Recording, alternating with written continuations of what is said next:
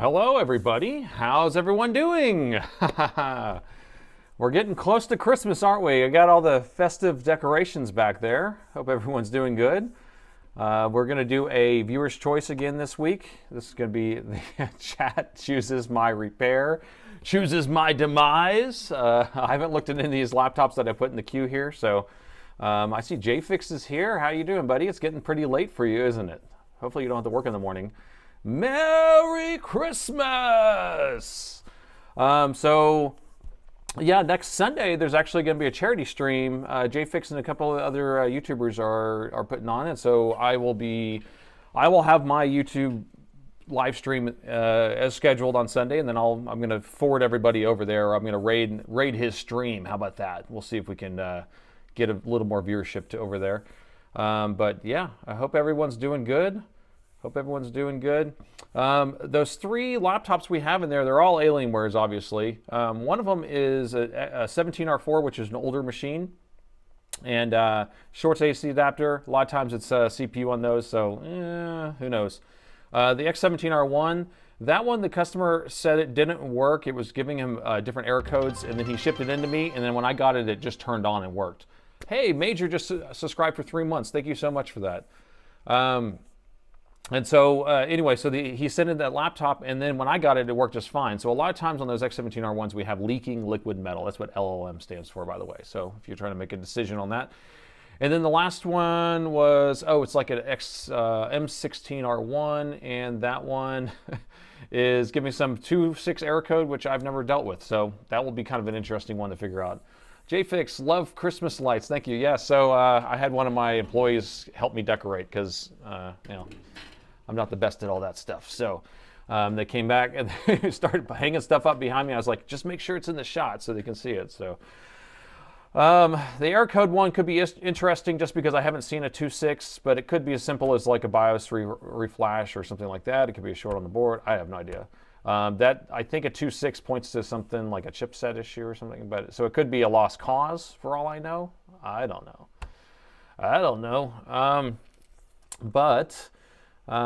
Hope everyone's doing good. Major just said Hugh Jackman films a movie in Swiss Alps and lost his Dell laptop. Is that true? And he thinks it was lost forever and grateful to see that you found it. Okay, so that's the basically the same laptop, huh? Your Dell. Yeah. So anyway, that's the. How about a 6.7 error code? We could just do a 6.7 error code, says Wheeze. We have both of the votes. Oh, I don't have the polls up. There you go. There's the polls right in front of my face. Here, let me move over. Let's see. Make sure the polls are up for you. All right, so you can see right now we have 17R4 is winning, and it's on Twitch, and it's tied on the other one. So hello in Jamaica. Jamaica me crazy. Hello from Wisconsin. Anyone have 80 degrees weathers like we are in Phoenix? So yes, so last night it was like 45, 50. Then it started getting really windy and rainy, and now it's like 70 right now. I think it's supposed to be pretty hot tomorrow, probably in the 80s. We have a hype train just started on Twitch. Get over there and help out on that hype train. Thank you so much. Let's see. You brought yourself all versions of Linux Mint for Christmas on eBay. Really? And so does that mean you're getting like Mint 15, 15.3, 16, 17.3, 17, whatever? You have to pay for those apparently. Hello in Denmark. Good evening. Daryl throwing $2 at me. Thank you. I caught it. I got it. Thank you so much, Daryl. I'm still enjoying that Buffalo Trace you sent over to me. LLM, please. So anyone who wants to see the LLM situation, it's going to be a lot of cleaning if that's what it is. Now, I've done videos on this in the past where I open it up and you can see the liquid metal just draining out of this particular model. So weather suggesting Christmas in the 70s in OKC in Oklahoma City. Wow. That's going to be good weather. I don't know. I like 60s, 70s weather. Linux Mint, isn't it free? Question is, yes. But can you buy every edition of it? Probably on a stock CD. Beware the dangers of aftermarket friends. Great stream the other day. Which one are we talking? Which stream were we talking about? Thanks for the $5 donation or 5A donation. I don't know where that's from, but appreciate it. Yeah, so if anyone sat through the excruciating live stream of last Wednesday where I was using the BGA machine and it was like slow as molasses and took forever, and I got pretty bored pretty quickly, I have got it figured out. I got some stuff coming in hot here. What is this? Merry Christmas from Ben and Ria's in the UK. Glad that you finally caught the live stream and some Monster Energy reflow ready on the screen. The R4 sounds intriguing, so let's save another laptop. That sounds great. Thanks for the donation, 20 pounds. Thank you. Hello from Sydney. It's summer here. Well, I love the summer. That's why I'm here in the heat. I love the heat. But what I wanted to say was the BGA machine, I tried it out this morning, and I was able to, I got a whole system set up here. Gritty just subscribed for 3 months. Thank you. Thank you, Gritty. I got the BGA machine set up, and I was able to pull a good CPU off, quote unquote good, off of a board in less than 20 minutes. Thanks for the bits, Major. Thank you. And then I was able to put the next board on and pull the CPU off and install it and have the entire thing reballed and everything in less than an hour. So, you know, it's faster. I actually filmed it, so maybe I'll release the video or not. I don't know. But anyway, so Hype Train is going to level 2. That's looking pretty nice. So how are we doing on the votes here?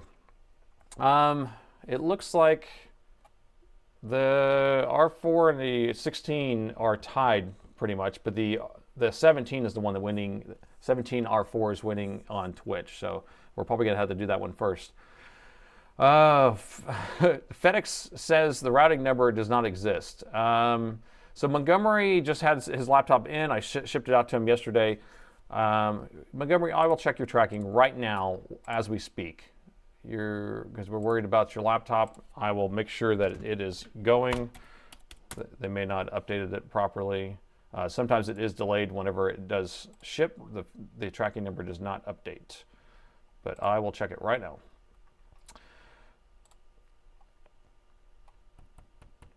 And it says it will be delivered Saturday. So there you go. So there you go, Montgomery. It says it's going to be delivered Saturday. So, all right. So we're good to go. Yeah, so did it work? So the question was, I transferred the CPU, did it work? And the answer is kind of. So what was happening with the original CPU when I took it off? We're talking about this morning. I took off the CPU because the corner of the CPU would get hot, and then the board would only get to like 0.3 amps. And then I transferred the new one on, and then now it pulls up to 1.7 amps. The screen kind of flashes for a second. It tries to come on a couple times, and then eventually gives it an error code of a 2.1 anyway, like a bad CPU. So maybe the CPU I put on was bad. I don't know. But at least we got a different result, or I got a different result. So I'll probably post the video. Who knows? All right. So 17R4 is the one that had won, and then the next one's going to be the 16R1 is going to be the second in line. So that's what we're going to be doing. Let me check chat and see. I'm trying a new chat window here, and I like it because it's a little bit easier to read. But I don't like it because I can't scroll back up. So if I miss a chat, then I can't scroll. And so I have to use a different window to scroll back up, which is very busy. There's so many words. So many words. My mind can't even keep up with so many words. Okay. Nate, what wireless keyboard are you using? So this is going to be the Dell something. It's the higher end one. We have both versions. There's like a cheaper plasticky one, and this is the kind of aluminum one. And it has a mouse too that comes with it. And I don't know what model it is though, but I think we sell them. They're pretty nice. Pretty nice. We're setting the title to 17R4, and that's what we're going to start on. So, any other questions? Bet you're happy we did not vote for the LLM. I heated up. I put fresh water in my ultrasonic cleaner, and I have that all heated up in case we had to go that route. Now, it's not to say that we may end up making it all the way there, right? Because sometimes we fix 3 in the stream, right? So who knows? Maybe we'll just like bam, bam, bam, bam, bam, bam, bam. I mean, again, this is a 17R4, and this could have a bad CPU right now.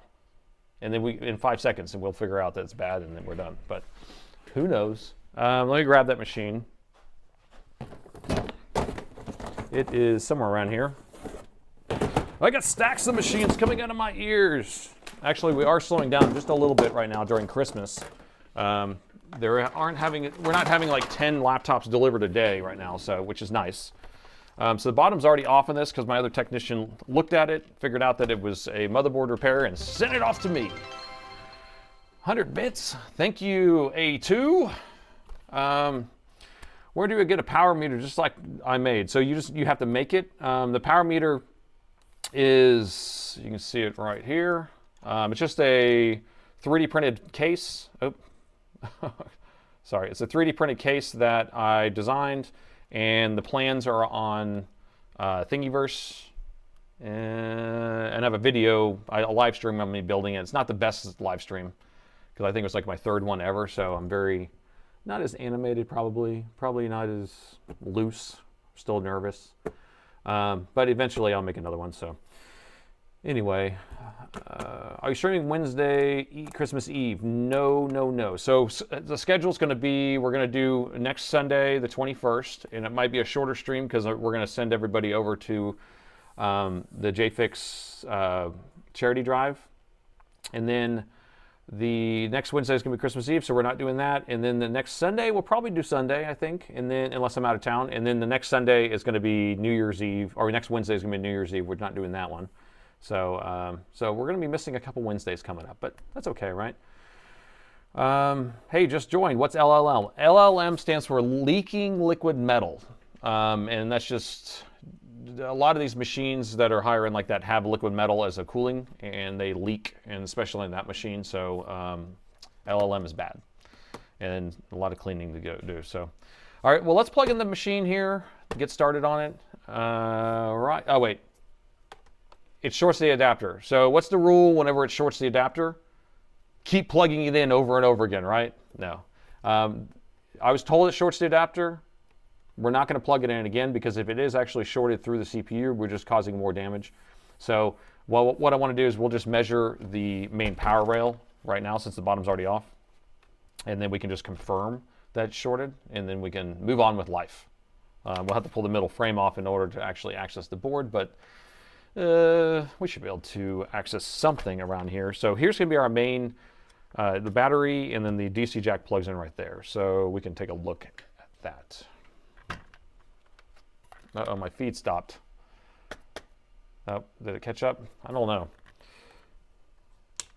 Looks like the chats are moving, but they're not moving at the same time to me. So I don't know. Maybe no one's chatting. All right, so I'm going to look right here. This is where the DC jack plugs in. A lot of people will think like if you plug in your charger and it shorts out the charger, that means that you have a short on the DC jack, but the DC jack is actually protected by, there's a pair of MOSFETs. This one actually has four MOSFETs, 2 and 2. They're in parallel, and they're protecting it. And so we can't actually measure right here at the port. That's not going to measure anything. It's never going to measure shorted. Well, maybe on this machine. Sometimes it does short out because of a shorted MOSFET. So I guess we could just, for fun, measure across here, and there's no short.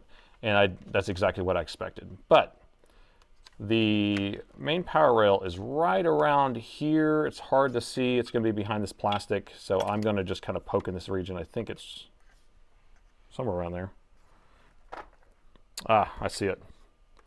There is something back there. I think it's the current sense resistor, and then I'm going to just put that to ground.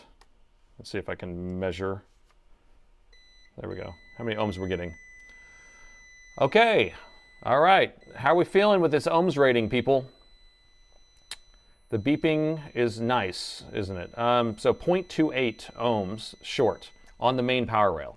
All right. So just so people know, whenever we have a short on our main power rail, that's, the main power rail comes in, right? It's 20 volts, comes in. And then that's going to be separated down in creating all these other power rails. So we're going to have a 5 volt, a 3.3, a 1.8, a 1.05. You're going to have the 1.2 for the RAM, and then you'll have a CPU and GPU that's also tied straight to that 20 volt power rail. And if we're measuring 0.28, like Premise just put there, we're going to have a resistance that's not zero all the way. It's close to zero. But it's also not like a higher resistance like 2 ohms or 3 ohms or 1.5 ohms or something like that. And the lower the resistance, the better, or the better news for this laptop. Because if it was at like 1 or 2, then that could actually mean that it shorted through the CPU.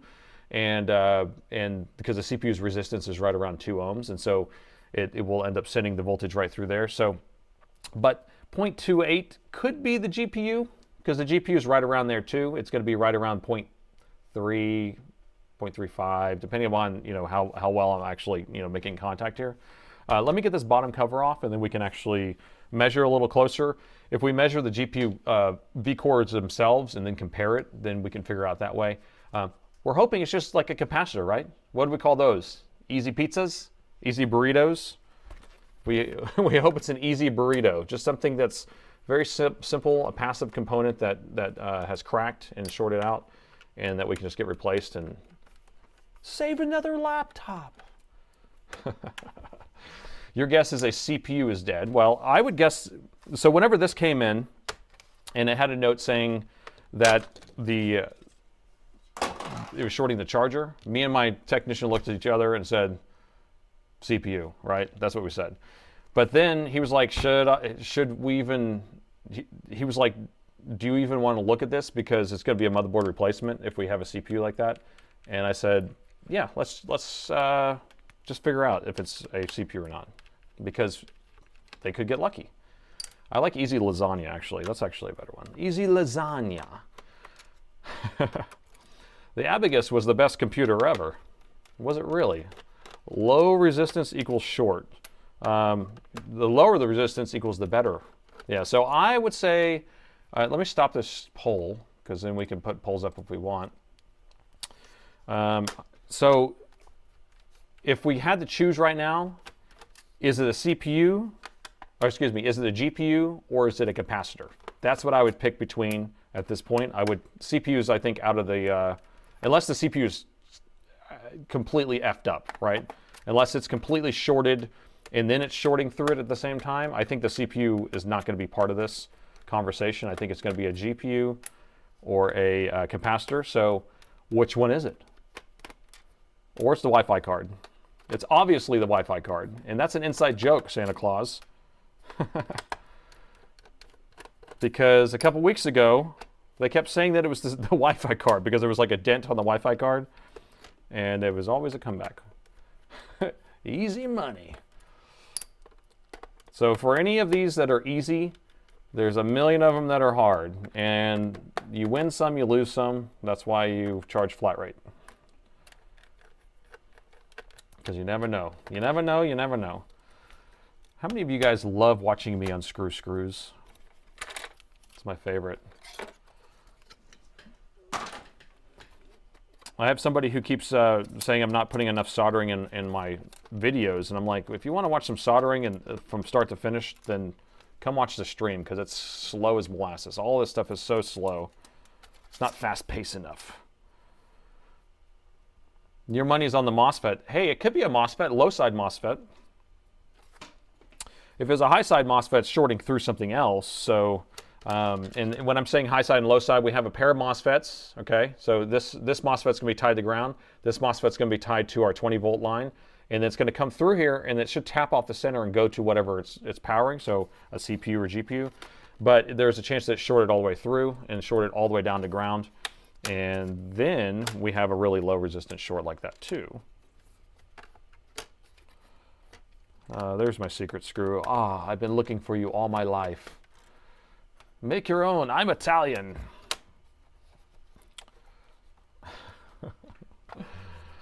The best thing ever. It's the flux capacitor. That's right, DIY Dave. You nailed it. Check the flux capacitor. I absolutely hate taking this machine apart because there's a whole middle frame just for no reason.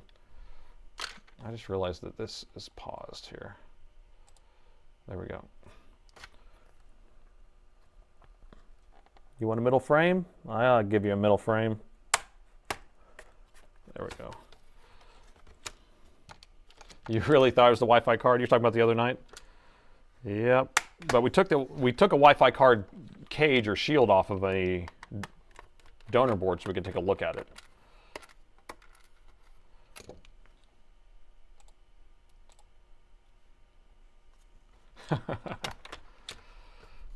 missed that screw. Yep, that's the screw I was missing. Is there any other ones? Because I feel like there's something still attached.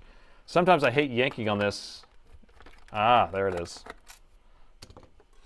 There it is. And then it comes off, and then the bottom is off. Let's take a quick look around. We got the main battery. It is a Dell OEM, which is nice. It has the serial number there. A couple sticks of memory. Here's our fans. And it actually looks pretty clean for being, what, this is like a 2017 laptop. Pretty nice.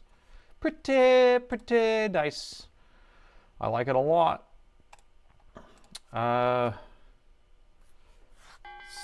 Leaking plutonium.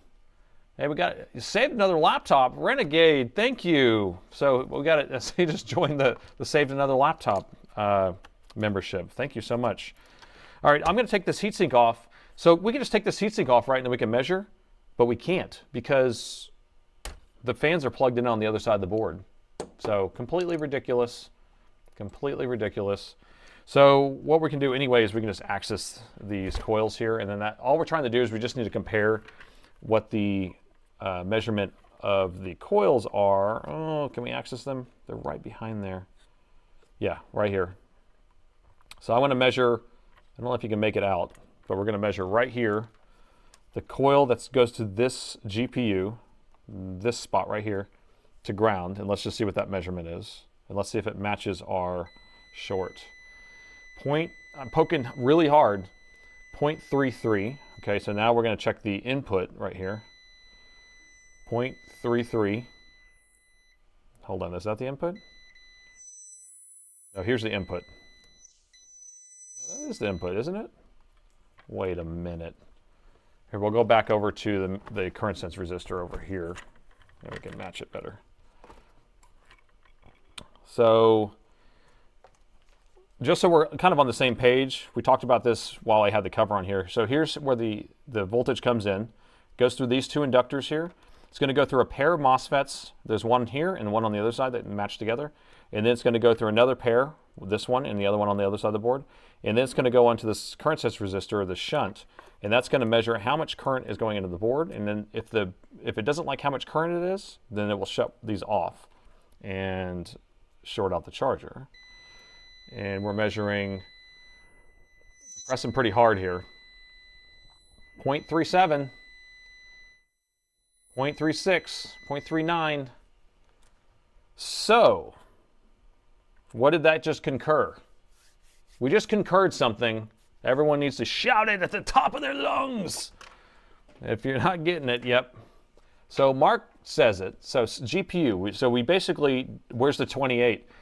So when we did it before, I may have not had a good enough connection. I'm pressing really hard now to try to make sure we have really good connection.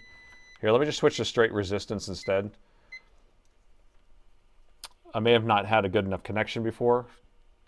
So 0.3233, okay? So that's on the main power rail. Now I'll go back over to our GPU and see what the GPU measures.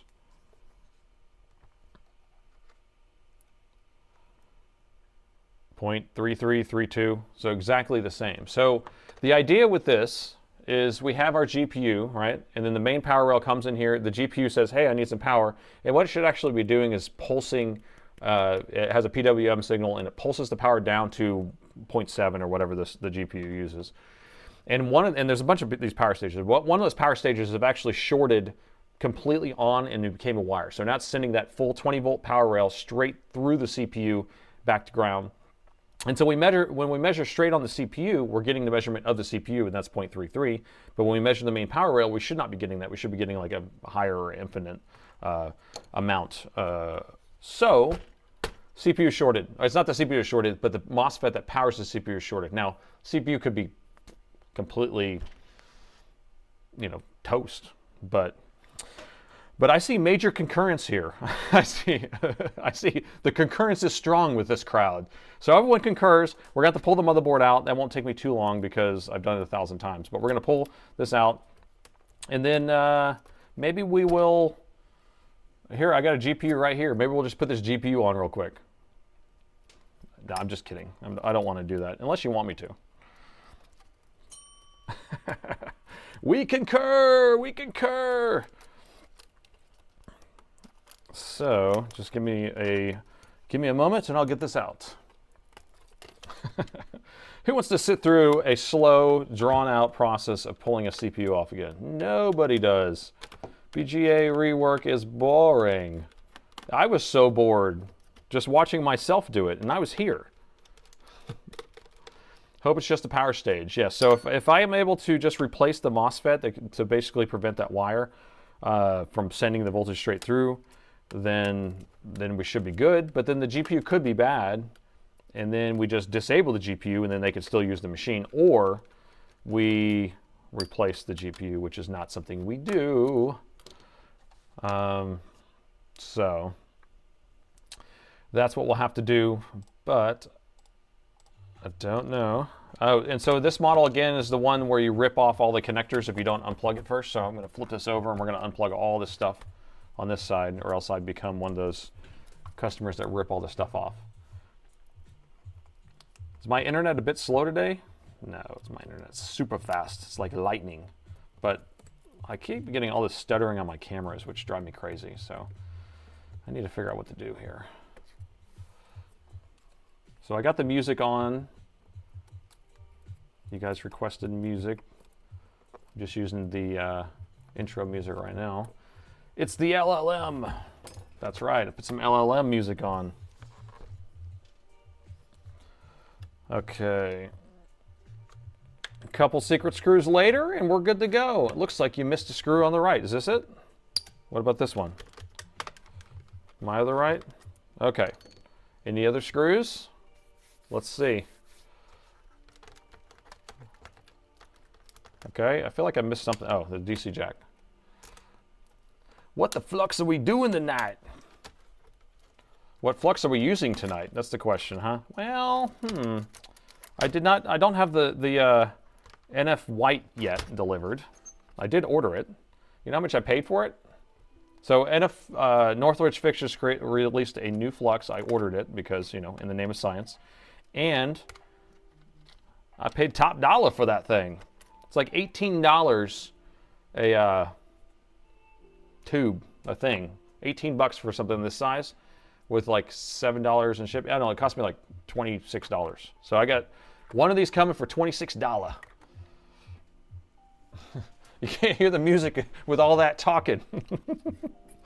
Shut your snout, man. You're talking too much. Okay, so we have that. So all this just so we can unplug the fan so we can take the heatsink off. I bet it's crap. Well, so from what I can tell, he has, his first release was the NF.flux, which is more like the Amtech 559, which he stopped carrying, and then he still carried the Amtech 213, which was milky white. So we got milky white, and then we have this is the 559, this is a 213. And so now he just released one that's milky white that he can replace the milky white one. So that's, you know, he likes to do what he's doing. It's cool with me. Let him be him. But, and then I have rafts right here. So I have the Black Horse, but this is still the older Rev. I need to order the newer Rev from him, revision, because he has one that's a little more refined. It works great though. Low saxophone, Christmas music. So the music I'm playing again is going to be my brother's playlist because it's not copyrighted, so I don't have to worry about any of that stuff. Did it ship the same day? Almost. Almost. It almost shipped the same day. Actually, I did not pay attention to when it shipped, but I know it did ship. I saw a shipment notification, but it almost always ships the same day, which is just a funny thing to say. He sounds so like he's on it. Okay. So let's take a look and see if we see any evidence of damage or issues. Uh-oh. Focus. Focus. Okay, so here's our power stages. So we have our GPU right here, LGPU. It's a NE17GEA1, which is that the same chip I have right here? It's the G2A1, the G3.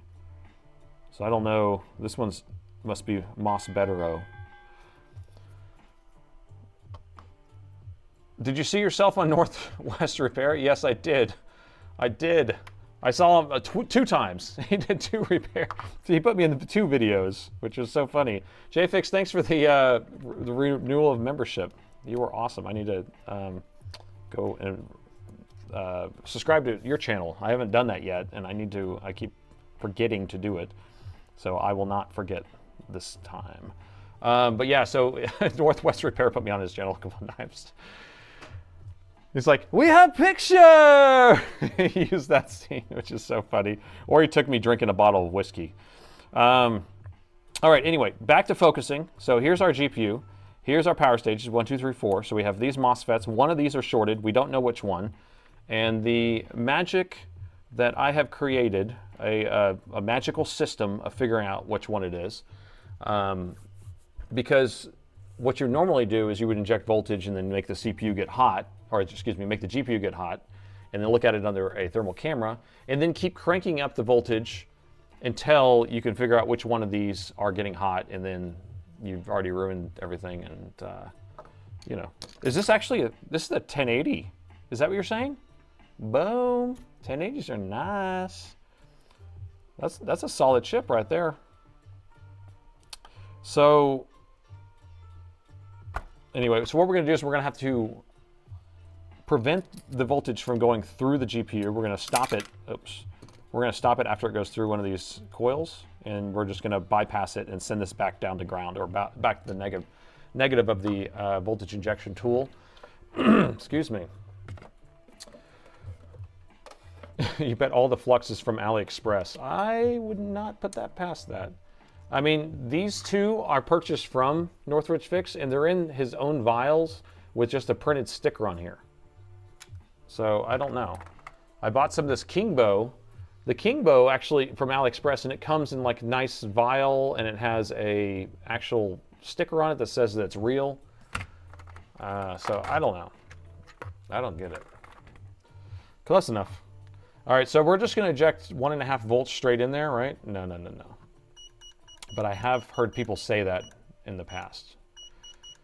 So because it's 0.3, we can go all the way down to 0.3 ohms. We can go down to 0.4 volts. And that should be like 1.5 amps or something. Let's see. But if we did this, actually, let's just see if we can actually see it. We're going to go through the CPU on this. So I'm just going to inject it anywhere a power rail is, which is right here. And let's get some thermal up. Go thermal. Go thermal.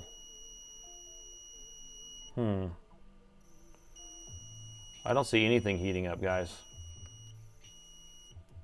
I see the CPU heating up, bro. That's cray. We didn't even look at it. Check the CPU. Check it before we wreck it. So GPU here, CPU here.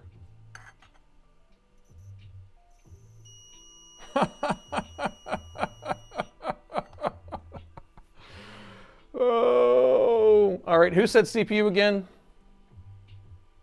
Who said it?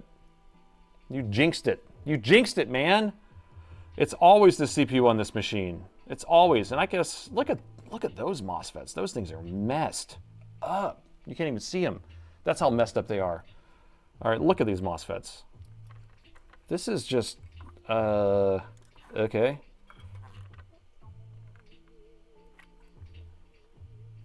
Those are some sick-ass MOSFETs. Look at that. SiC 632s, oozing some molasses out the side. Okay, so what does that mean? Does that mean the CPU is shorted at 0.32? Because that was the other scenario. We said, well, it can't be the CPU unless the CPU is shorted to 0.3. And the CPU has 0.3 on it. Or, stay with me on this. Stay with me on this. What if the CPU and the GPU MOSFETs are shorted? So then it's going like this. It's going like that in like a circle. It's like a circle. It never has a start or an end. You never know where the start is, and we never know where the end is. Oh gosh. Yeah, it's reball time. JFix, let's do it. Hey, James, have you started up that IR6500 yet? Did you turn it on and release all the smoke yet? Because whenever you do it, I want to go over it with you because I have a good system already just from me messing around with it. And what I did this morning was just like easy. It was so easy. Although I never want to do it as a service because, again, I wasted an hour and something doing it, and then it still didn't work because who knows if the chip was good in the first place or whatever. Now, just reballing something might be something that is possible, but but anyway, I'm just joking about the Thurkle. The Thurkle doesn't seem possible, but to have, this is just what I'm saying is weird. Okay, GPU is measuring 0.38. CPU is measuring 0.26. Main power rail is measuring 0.35, 33, 32, 31, 32, 30. I don't know. I just don't understand. Okay, so we're just going to backfeed inject the voltage here. So we're going to bypass it going through the CPU. We'll figure out which MOSFET it is. We'll pull that darn thing off of there. We'll try to relieve the show. My mind's going to explode. My mind is going to explode. Okay, so we're going to backfeed it like I was saying. So the way to do that is instead of attaching our ground way over, instead of attaching it to the edge of the board right here, I'm going to attach the ground to the output, wherever the output went, right here. I'm just going to hold it right there, yar. And then we will inject right here. And there's our guy. There she is. Here, let me move out of the way a little bit.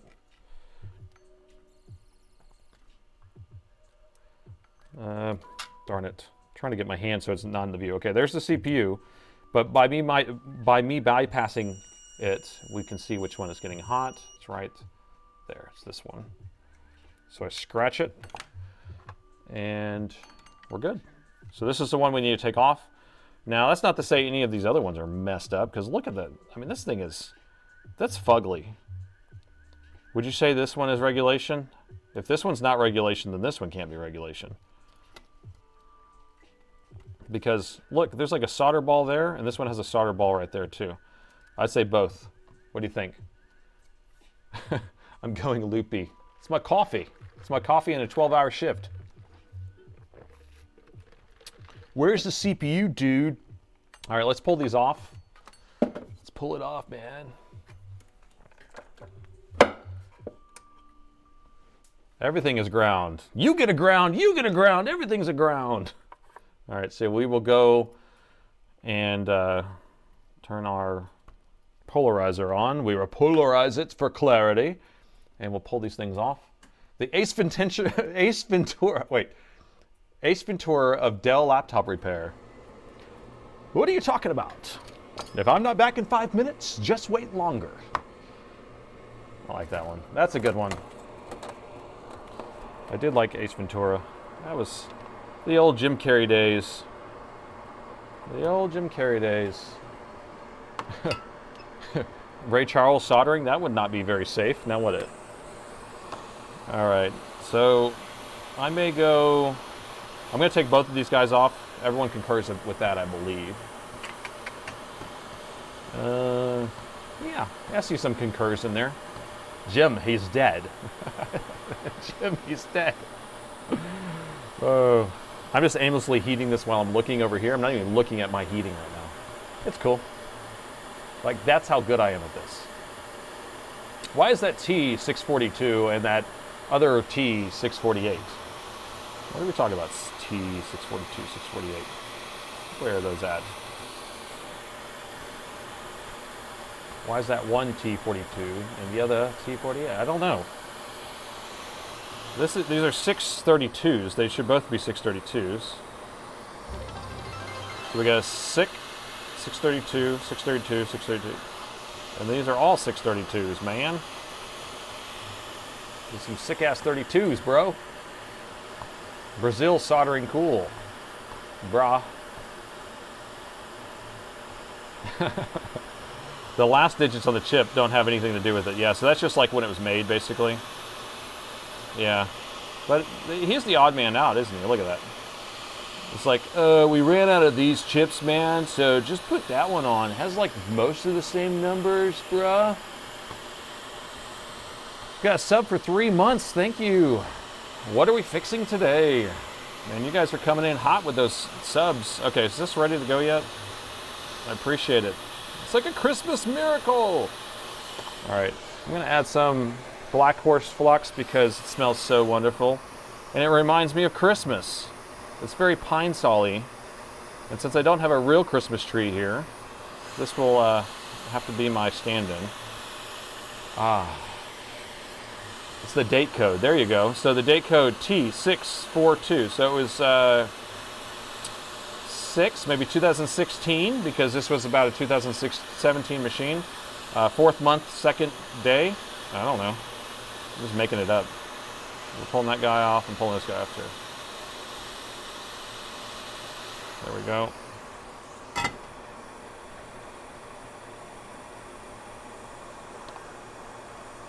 All right, so there's our bad chips. They're off to the side.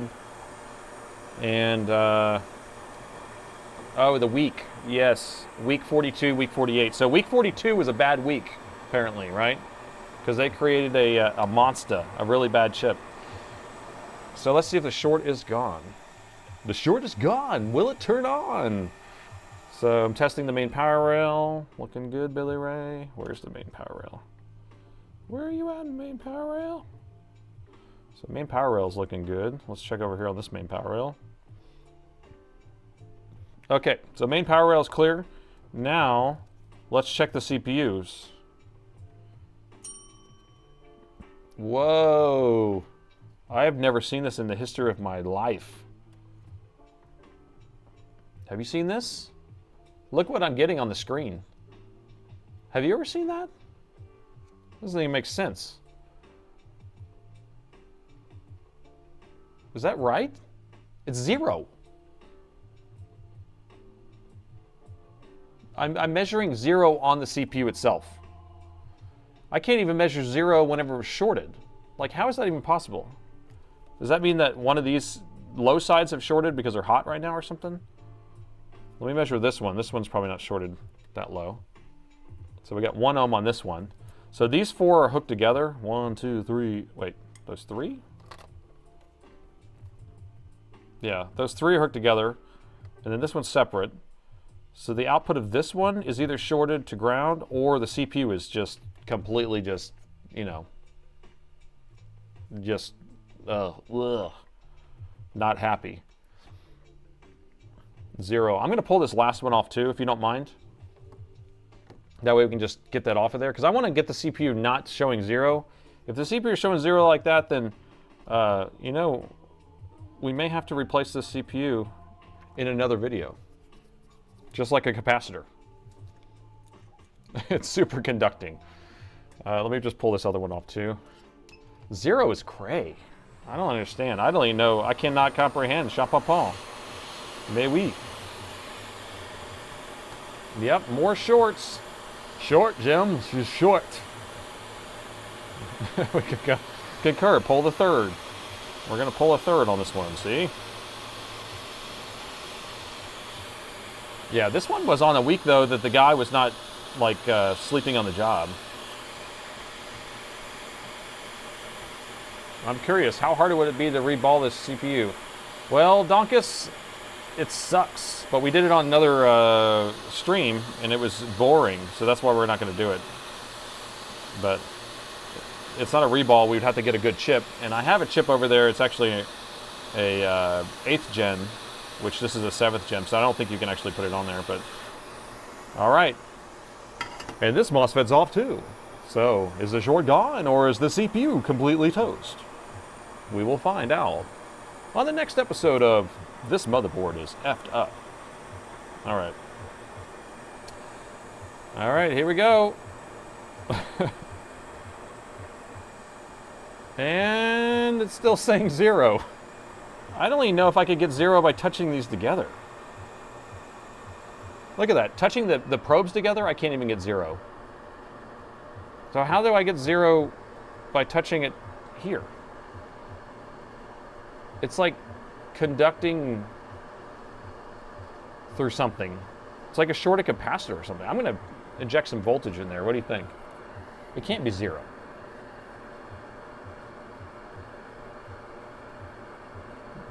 There is a voltage. I mean, because we're injecting, by doing resistance, you're actually injecting voltage. And usually, like if you had, yeah, maybe we'll do diode mode. Let's do diode mode. But I've seen that be completely 0 whenever it's charging up capacitors. So we're going to go diode mode this time. That's 0. Okay, we'll go the other way then. It doesn't matter which way I go, it's 0. That's something suspicious here. But I think I want to go hard with this one. We're going to put some oomph in this one. It's superconducting. It's picking up the solar rays from a solar storm. All right, since it's 0, we're not going to go super high with it. So 0.5. Yeah, 0.4. Okay. So we're going to send this straight through that there CPU because we don't know where it's going actually. Okay. CPU is warming up a little bit. The board's still hot, but you see that little speck in there? So there's a short right there. If you're looking for the short, it's right there.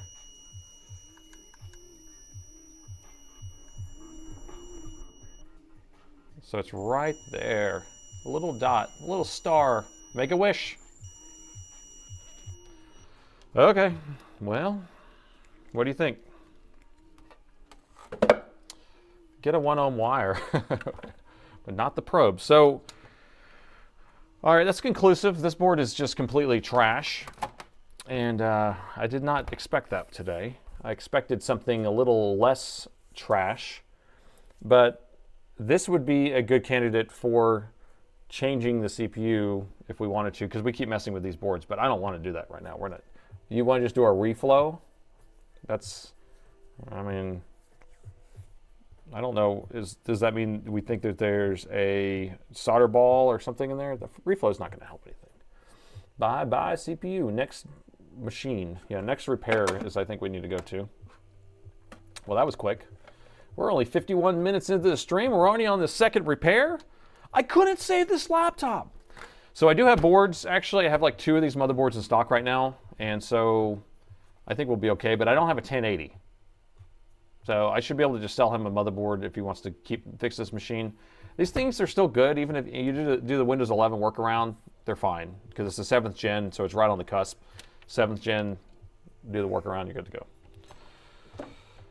And could have been worse. All right, so we are going to the next machine, unless you guys want to do something crazy.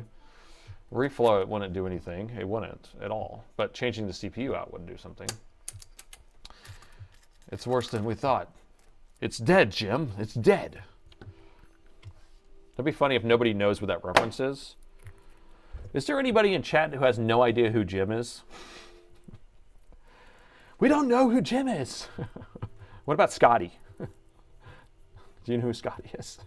So everyone's saying next. We're going next. Yeah, I know it's Star Trek, but I'm wondering if somebody doesn't know it's Star Trek. That's what I'm wondering. Yeah, who is Jim? That's what I want. Because I mean, most people in my streams are going to be a little bit in my age bracket. But let me put this away, and we'll grab the next machine.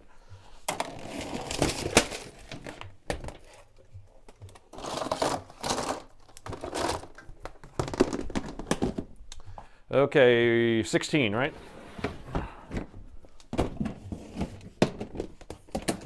Okay, this one's going to be interesting. I don't know what's wrong with it, but I'm sure it's something very, very interesting. All right, new day, another laptop to repair. This time we have an M16R1. This is an interesting one because I've never seen this error before, but this customer sent it in because they have a 2.6 error flashing, and the machine will not post or not turn on or work or anything like that. So I haven't taken a look at this yet. Let's take a look together and see if we can get this darn thing figured out for Christmas. So 2.6 error code, did we look that up? Let's go ahead and look that up so we can all be on the same page of what it is. Yeah, that coffee is really kicking me in the day. I can feel it. All right, so we have the, what is this? M16R1 AMD edition, so it's the AMD version of it. And someone dinging me. I don't even know what you said. Let's see. 2.6 is a system board or chipset error. So whatever that means, I don't know. I don't know, and I don't care, but we'll figure it out. And what did you ding? System board, chipset error. Okay, thank you. Premise was just letting us know. But I wanted to look it up and show everyone the whole list there. So all I did is I just typed in M16R1 AMD light codes into Google, and then some stupid AI answer came up, and I bypassed that AI answer and then went to the real list, and then you had a real answer, not an AI answer. So that's what's great about it. Everyone's still talking about Captain Kirk and Jim and and Star Trek, of course. Okay, so we're going to start out by plugging in the laptop. So we have our power meter here.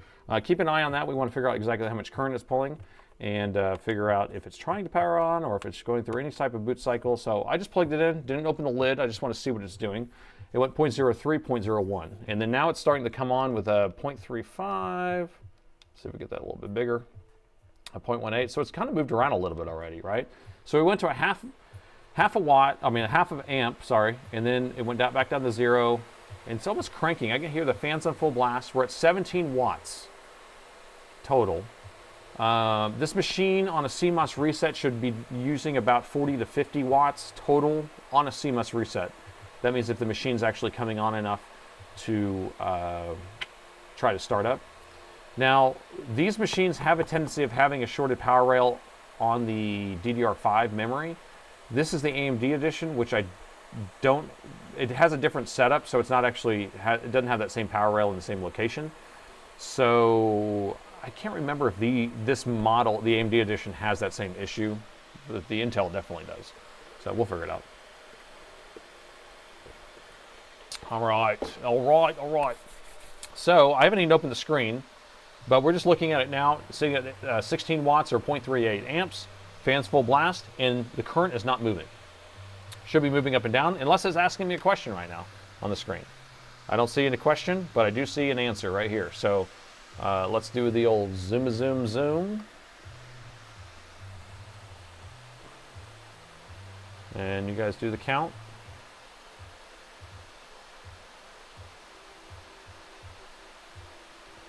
So we got 1, 2, 3, 4, 5, 6.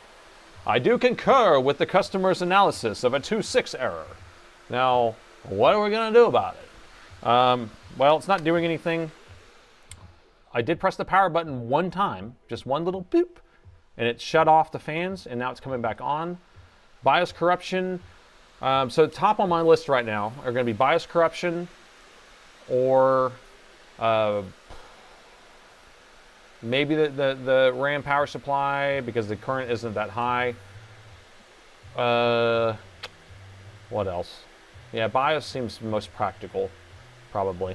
But what I want to experiment with, I'm going to unplug this. Okay, it just turned off automatically when I unplugged this. So what does that mean? Battery's probably unplugged. EC programming, these are different. These machines should be self-programming on the EC chip, I'm pretty sure. These are also AMD. Have you ever programmed an AMD BIOS? It is so easy. You don't have to do anything. You don't have to ME regions. You don't have to do anything. You basically just take the Dell BIOS, you extract the BIOS region out of the BIOS that you download from Dell, and you just write it straight to the chip. It's perfect. It's easy. So easy. But what I want to do is I want to see if we can get into our BIOS recovery mode. So I'm going to hold down the control and escape, and I'm going to plug in the power. And I want to see if it comes on different with different current. So I just want to see if it will get into BIOS recovery. So I'm still holding this down. Keyboard backlight came on. Went to 0.4 for a second. Going back down. Okay, now I can turn this off. I just want to see if it does anything different. Shorted cap on the chipset. That could be theoretically, yeah, because the chipset has multiple power rails. We're up to, is that the same we had before? 9.3? Okay, that's probably the same. 18 watts. All right, so nothing different, right? The Dell technician, not a doctor. I'm a Dell technician, not a doctor, Jim. Damn it, Captain. Okay, so I'm going to open the bottom up and take a look inside. I'm assuming the battery's unplugged because the bottom's unscrewed. Again, it always goes through another technician first before it comes to me anyway, because they have to figure out if it's a motherboard issue or not. So we have a stick of RAM in here. Look at this. Is this RAM installed? It is. This is just not clipped in all the way, but you can see it actually is all the way in. Battery's unplugged. I'm just going to reseat this. Maybe we'll just move to this slot just for fun. All right, it's all the way in. There's only one stick in here, and we have a Patriot NVMe. Well, that's what we got. I'm going to plug it back in again. I'm going to see what else it does. Good morning to live. It's the evening here.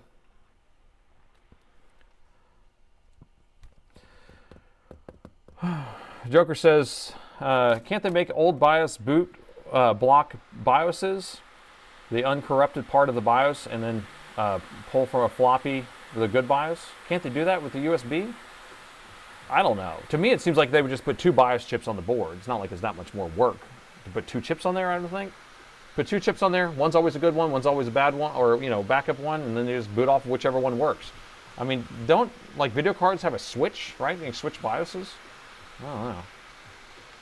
Okay, it's the same, doing the same thing. Doing the same thing. Did they say what the error, you know, when the error came up? Actually, yeah, I should have given you customer notes. Let's do that. Customer notes coming in hot. All right, so laptop powers on, display is black, keyboard lights up. We've already experienced this, right? Then it does 2 red, 6 blue, fans are on full blast. We've experienced all of this. AC adapter works, powers up the same way when the battery is disconnected or the adapter is plugged in. So that's it. It's working now. It's not working now. It's not working now. Ooh, look at this battery. Is it real or is it fake? Well, I don't know. On this episode of Is It Real or Is It Fake, let's examine what the battery looks like. Let me grab another one.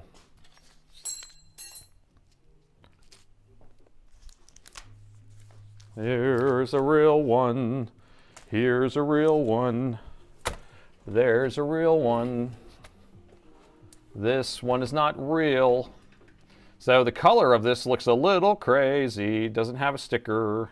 So, so they've already put an aftermarket battery in it. But that may have just been whenever they were testing it. But yeah, you can tell it's not real. I spoiled it for you guys. Sorry. We weren't going to go down the whole, you know, segue for that. So what are we going to test first? Oh, it does have the memory power rail here. Let me check that. So this is the power rail that shorts out all the time on this machine. And so let's just check and see if it's shorted. I'm going to pull their stick of RAM out of here, and then we're going to measure that power rail.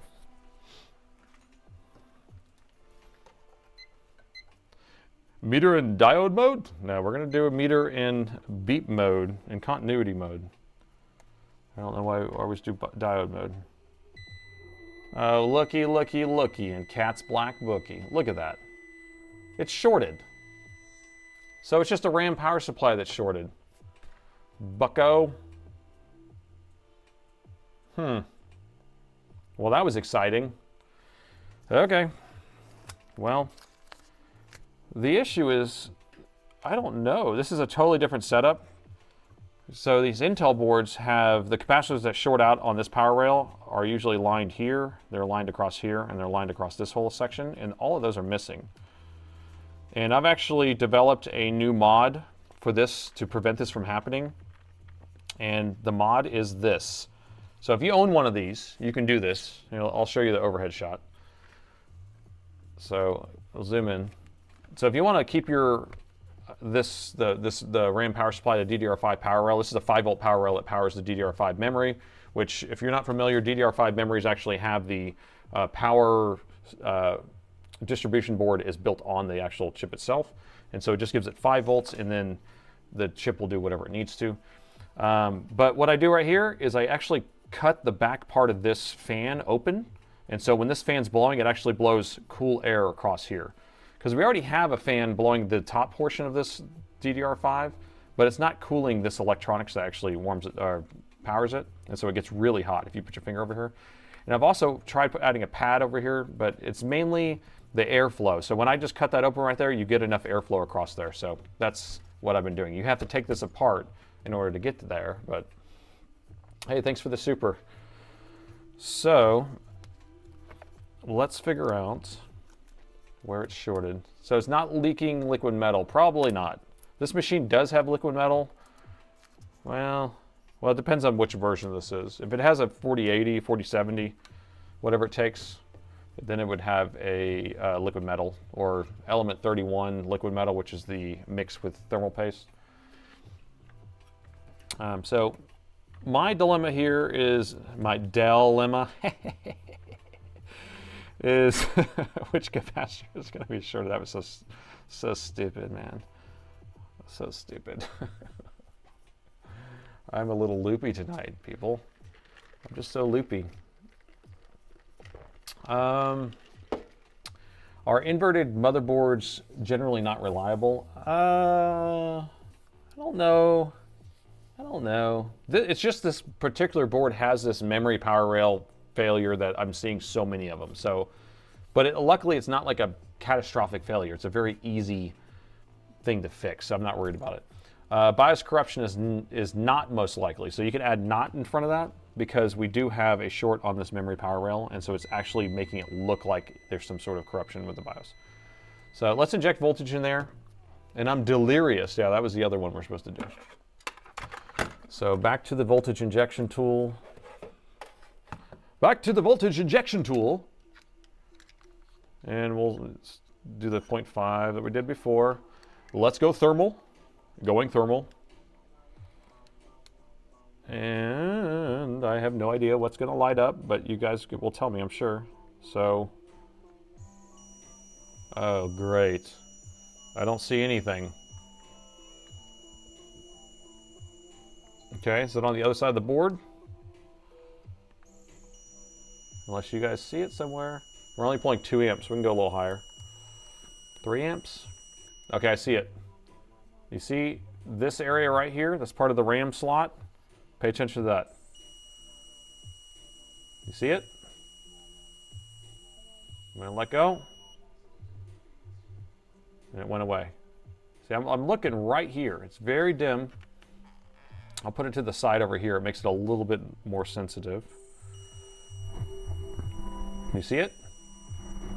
Yeah, it's on the other side of the board. It's diffuse, but it's on the other side of the board. So right there is heating up, and I'll show you in the overhead. So what we're looking at is I'm injecting right here, and over here we're seeing some sort of diffuse heating. So it means that we have a short right there on the other side of the board. So you know what that means. Time to spin some screws and chat, of course. Chat and screw, chat and screw. Yeah, so if you see something diffuse like that, then you know that it's on the other side of the board. So I'll put that back over there. So the Intel version of this board, you can just fix it usually on this side of the board. You don't even need to take the motherboard out. The good thing about this board, if it was a BIOS issue, the BIOS is on this side of the board, and the Intel's on the other side of the board. So, you know, you win some, you lose some. Not more screws. Damn it, we're screwed. Okay, all right, it's okay. I'll screw, we can chat. Now you get to disassembly. That's fun, yes. And how many times have I opened one of these up? I would say at least 150 of these. You screwed another laptop. Back in the lab. Nathan is unscrewed. It's time release gallium. Oh shoot, if we have to pull the heatsink off, I don't want to pull the heatsink off. Oh, do I have to? If it's under the heatsink, then I have to deal with the liquid metal, man. I don't wanna. I hate liquid metal. Pull it off, pull it off. You gotta keep track of all the screws, right? And they didn't color code these screws. That's annoying. So they've been very good at color coding the screws. So they have the black screws on these are the 4.5 millimeters, and then the they had like a almost coppery or metallic colored ones that were the 3 millimeter. Now I just got to look at them. Damn it, it's more work. It's more work. I don't want to work so hard. Our AMD or Intel board's pretty much the same thing on their layout. They're pretty close. I can show you the difference. I have both of these boards here, so I can show you what they look like. Yeah, the chips are in the same spot. The heat sinks are similar, but they don't, you know, not compatible with each other. Like I said, the BIOS chip's right here, and on the other one, the BIOS is on the other side. But the RAM is located in the same spot. The Wi-Fi card, these, you know, the SSD slot. I consider them often to be worse, even though I hate all the lock-in levels of these MacBook machines. I've never worked on a MacBook, so I don't really know how that is. You need an unscrewdriver. Yeah, I mean, I have all these stupid screwdrivers. I hate these things. Where is it? Where is the stupid screwdriver? There you go. Here's a stupid screwdriver.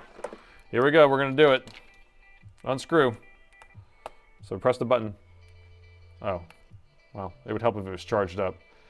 Well, if I charged it up, it would be faster, but it's not really that fast. I could spin faster than that thing spins. I think they probably make fancier screwdrivers, but I like $5 screwdrivers. Those are my favorite ones. $5? It's good. Finally caught a stream. Welcome. I'm glad you made it to the stream. Funny how many people unsubscribe whenever one of my streams get posted on it as a VOD. So don't be one of those haters. Did everyone like the stream yet? That way it makes sure everyone else can see it, and it spreads to everyone else. See how many likes we can get. We've got 700 people watching right now. If we can get 700 likes, that'd be great. I'm sick about every screw you pull out, and then I don't even pay attention to where they went because I've done this so many times I don't even have to think about organizing them. I just throw them into this magnetic tray, hand by hand. It's the secret screw that gets you. So what you'll forget about, there's a couple on the spine right here. Nobody knows about them, they're secret. Shh. The Harbor Freight screwdriver wins always. Yeah, I don't have a problem with Harbor Freight screwdrivers. I actually prefer them, because they are perfectly fine. How do I like the Twitch stream? Oh, I have no idea, actually. You're right. That's a trick question. I don't know. Is there a way to like a Twitch stream? You follow. You subscribe. I don't know. But at least on YouTube, YouTube actually has a mechanism to find more people, or to let people know that things are pretty cool over here. Come check it out, man.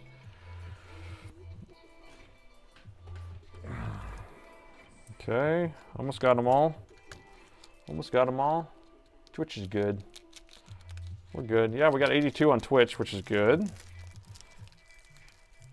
Last week we averaged, I think we averaged 100 or 96, which was really good for that stream. We did get rated by 100 and something people from Joey Does Tech, which was pretty nice of Joey. Send people over. I don't know how many of those people hung out, but... Okay, secret screw, where art thou? Anyone see it? It's not coming. That one stays in there. It's captive, but it's unscrewed already. This one. I have all these. Sometimes it just snags on the mount. Okay, yeah, it was just snagging on these little mounts. Okay. What am I missing? The Wi-Fi card. Ah, the secret of all screws. It's the Wi-Fi card. Told you it was the Wi-Fi card. Giggity, giggity, giggity, giggity, giggity. Oh. It's the fan on the other side. Yeah, that screw stays in, but... Okay, hold on. I'll just leave the Wi-Fi card on there. It's not hurting anybody. Okay. I almost got it. All right. And the motherboard is out. Oh, goodness gracious. Gracious goodness. We got a little bit of dusty dust. Not too bad. Ah! Put this stuff away. All right, not too bad. We have some dust on here. It's like a baseball field or something like that. I bet that behind these fans we actually have a pretty good amount of dust built up in there, but I'm gonna have to take this stupid heatsink off. Let's see, it was getting hot right here. So, flip it over. Getting hot right here. Ooh, 3 volt and 5 volt power rails. So is it coming off of that? That's interesting.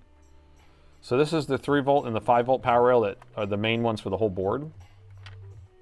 And so maybe the 5 volt here goes and powers that. I don't know. Let's measure. Let's see if this 5 volt's shorted. What we got? Another Prime subscriber. Thank you, JMG. No short there. No short there. Okay, so 3 and 5 here are fine, but I guess this probably feeds another area, or there's the capacitors on the other side.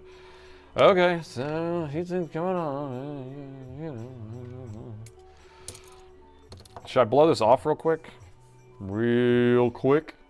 Let's go ahead and blow it off. Here, I'm gonna blow it. Ugh. Give me a second. You're watching from 32,000 feet? Serious? You're streaming? Where are you flying to? You got Bubba on an airplane right now. That's awesome. So I'm just gonna blow this off with my thingy, Metrovac.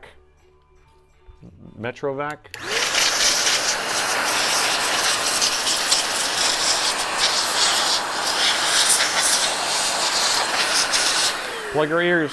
I didn't warn you for that one, did I? That was loud. My compressor said, hey, we need to make it louder for this sound. Did that hurt everyone's ears? Did you have to turn down your TV?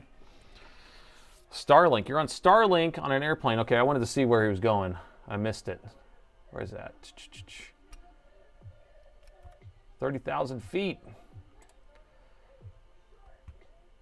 Bubba, where are you going? Where are you going today? I want to see this. I want to live vicariously.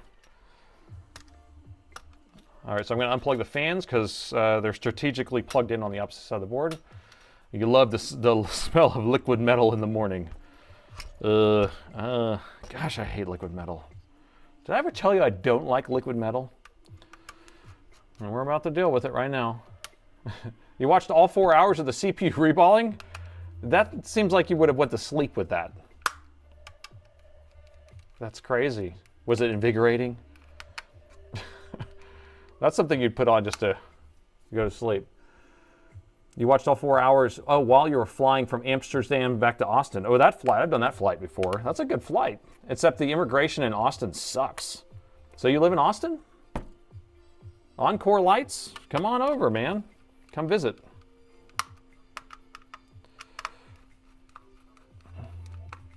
That's cool. You're pretty sure Nathan likes liquid metal. I almost wanted to buy a vial of liquid metal just to squirt it into the trash can. Light it on fire. Okay. All right. And that was anticlimactic. But it is covered in liquid metal, but the CPU is lacking. I'm going to do some zoom here for us, but this is pretty interesting. So there's the AMD GPU, and I guess their chipset, and then their integrated graphics. So that's their 3 dies there. And this is going to be the GPU, which is probably a 4070. I don't know. And if we don't have to touch it, we don't have to touch it. I would actually prefer that personally, but we'll probably have to deal with it. We will upgrade them. I'm actually almost out of this PTM. Oh, okay. Oh, and I was going to show you the other board layout, right? Let me grab the other board just so you kind of get that both of the layouts.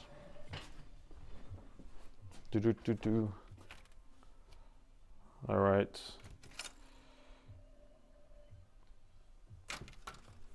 Yeah, so here's another board. This is an Intel version. There you go, the Intel version. So layout's about the same. So here's a chipset. This one doesn't have the chipset. This one has the chipset. The Intel processor, the GPU is right there. Still have our VRAM laid out the same. Power stages are pretty much the same. What else? I don't want, these both have liquid metal on them, so I don't really want to flip it over, but you still have the cooler. I mean, they're basically the same. There's stuff just missing right here. It's a little different. And AMDs don't have a chipset separate. Okay, let's find our short on the board and continue. KLM or Delta for Encore?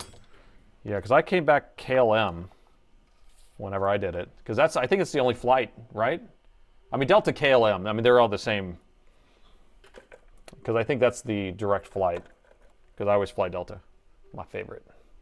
It's actually because I get points. So we need to find a short in this area, because there has to be a short somewhere over here, or we can see if we can play the game. Is there a shorted capacitor that you can see that's cracked? I don't know if that's a game or not, but I can start measuring around here and try to find the short, or we can identify one with our eyeballs. With our eyeballs. I don't see it. All right, so right here was getting warm, so I'm going to flip it right over on that side. It's going to be right here. So one of these is what it's saying. So we'll go superhuman.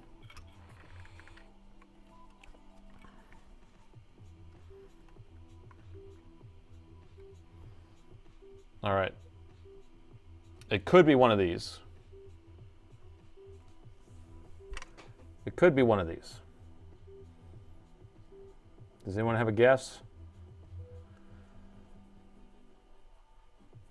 Jim, go thermal. We can go thermal, but I don't even know if one of these are shorted, so I'm about to measure if they're shorted. I just wanted to see if people are like guessing. Okay, so we have a guess of 1201. All right. So everyone just lock in their guess here. There's 1201, there's 1202. Let's see.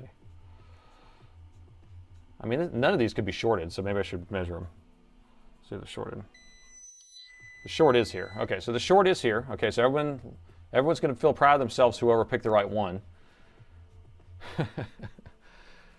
Okay, and if you need me to do anything to allow you to, I don't know, have a better guess or something, I don't know. Like, would you like to look from a different angle? You want to kick the tires a little bit? I don't know. Can I put it in an angle like this? Or an angle like this, maybe? Let's see. Let's do that. Let me go up. Let's do this angle. See if we get a better view from the side. Okay, I don't see any damage on either one of those, the sides of those. So let's do the side this way. And all this is pointless. We're just making it have a little more entertainment, right? Because we're guessing. Because we could just inject voltage and be done with it.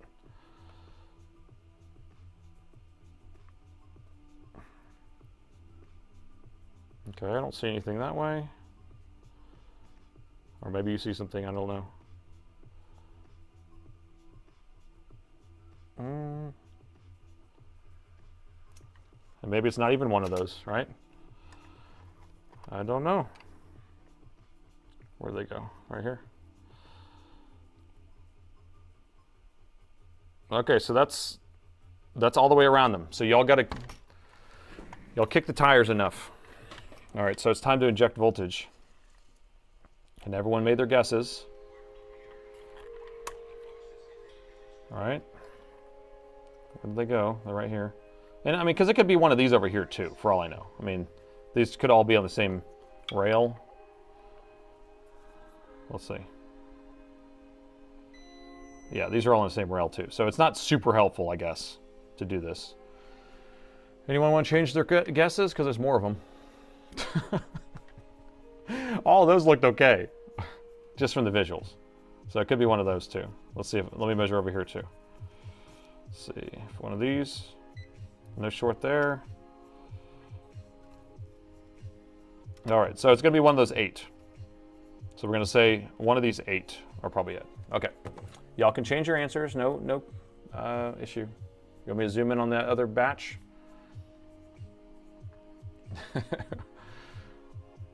IPA. We can go. We're going to do all that stuff. But right now it's all just like, I think I noticed a scratch or a crack or whatever. And then you just write it down. And then you'd be like, told you it was that one. That's what the whole goal of this portion of the show is here. So we're going to go back. We're going to go to this batch, which we haven't really looked at closely. Let's see. I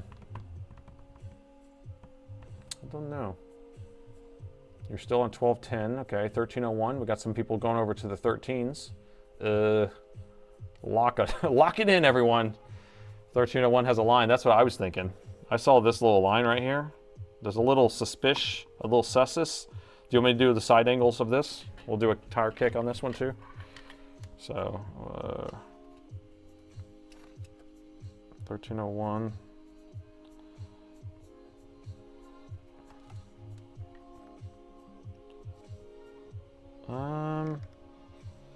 Those don't look too weird. This, I know we're making it take longer, but if it's just a capacitor, then it's just going to be done quickly. So, okay. I don't know. Probably making people sick here with all this rotation. Okay, I don't see anything. All right, 1301 is my guess, even though it's not really much of a guess. But all right, so we're gonna. Are we ready? I'm gonna inject voltage. We'll put alcohol on it. We'll do a thermal camera. We'll do them all. We're going thermal, Jim. Going thermal.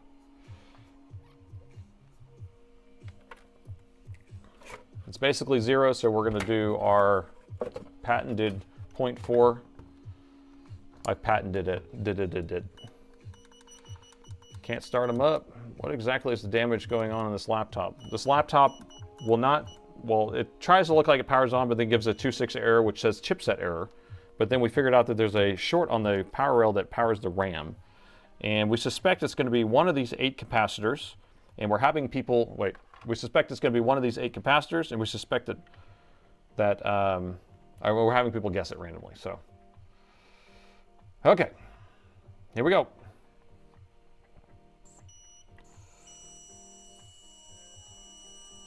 We suspected wrong. Don't know. What? Wait a minute. 6 amps. Okay, there we go. Okay, let's try it again. Where am I? It is... I think it's 1301. Do we have a split screen? Wait, let's see, how do I do it? There we go. I knew I had it where I could put it on here like that. So I'm going to put some alcohol right there, and then we're just going to inject over here on one of these other ones. Oh no, it's not 1301.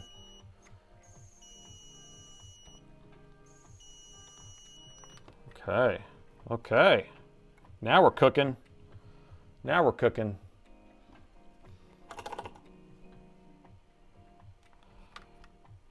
So I'm going to crank it. We're going to go thermonuclear. Nuclear.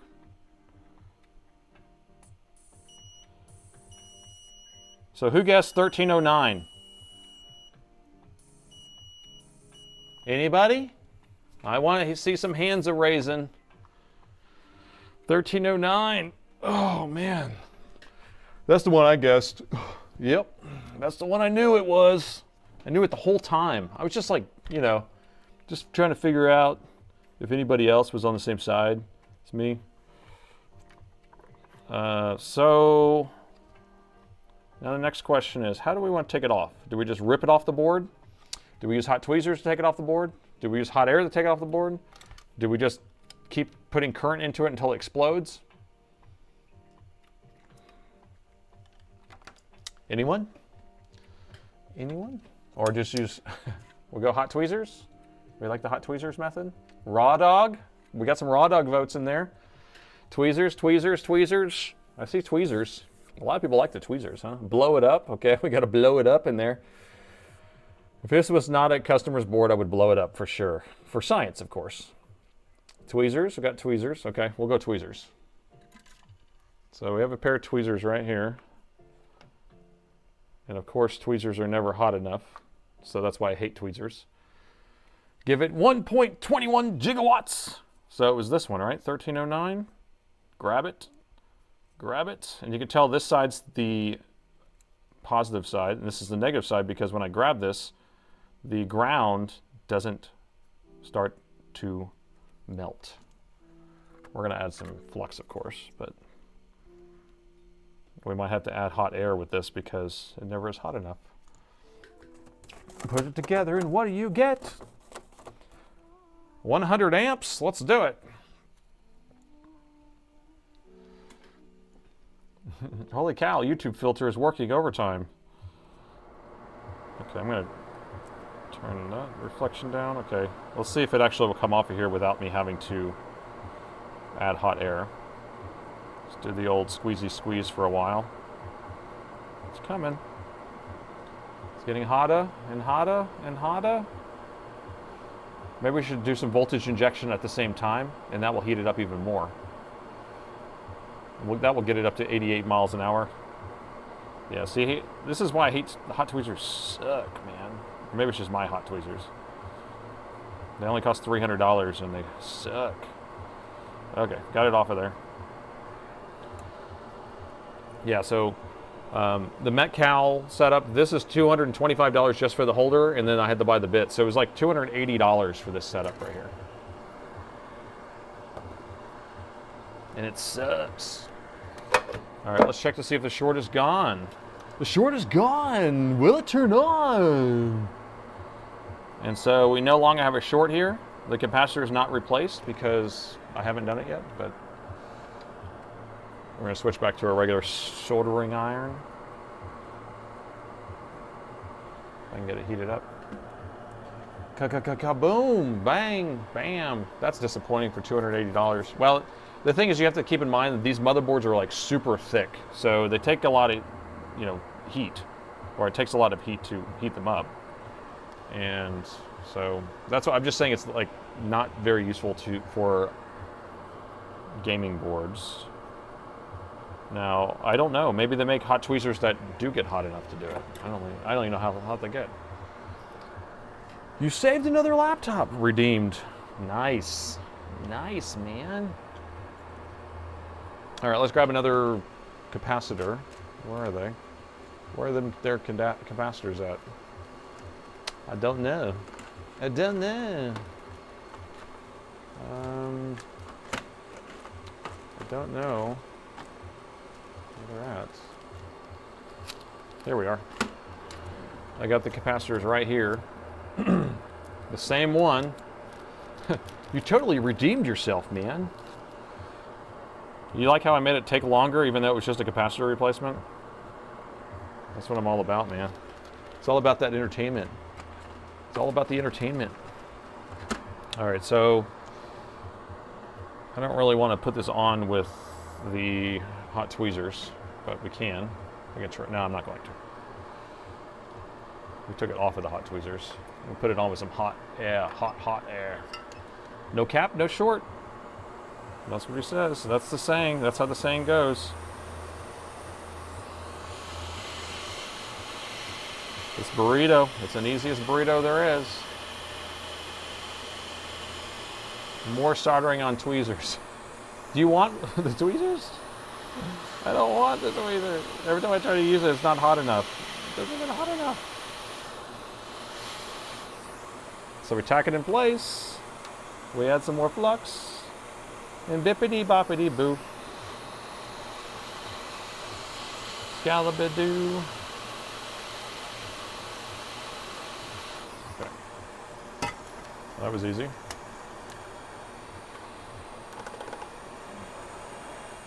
we'd like to see we'd like to see some side videos if you post them. What side videos? Like the... What do you mean? What do you mean side videos, Mega? Maybe side projects. Oh, gotcha. Side projects, huh? Well, I can maybe. I'm not... It's hard to have a life besides what I'm doing right now. I used to have a lot of side projects. But I don't... When I get home now, I'm just like, I'm working 11, 12-hour days. And then it's like more than 60 hours a week. And then I have family, so I haven't been able to do that many side projects. Okay. Are we good? Are we good? All right, so now what are we going to do about the elephant in the room? There's the elephant. The elephant's called liquid metal. What are we going to do about that? I say we don't waste our time and we just stick the heatsink back on, and then I'll deal with that tomorrow. That way we can just get the machine turning on and I can say the words. What do you think about that? Unless y'all want to see me clean this off and put PTM on there and all that stuff. So we got some concurs. Let's do a vote. Most people concur. I know there's kind of a mix of people in the stream right now, so there are maybe some people... Uh-oh. Oh, it looked like I paused for a second. There are a mix of people. Maybe some people want to see a new thermal paste putting on. Some people want to see how to clean it up. I don't know. I mean, I've done it so many times on these streams too, so... let's do a vote. So replace thermal paste now? Or install PTM now? I don't know. Whatever the question is. And then we can chat for a second while I have some more coffee. Oh. All right, so Twitch and YouTube, there's a vote up there. We're just trying to figure out if you would like me to show you how to change this stuff out with PTM 7950. I would prefer just putting the heatsink back on right now. I'll deal with it tomorrow, and then we can just turn the machine on, see if it works, and then move on to the next laptop. So if you vote no, then we are going to go to the next laptop.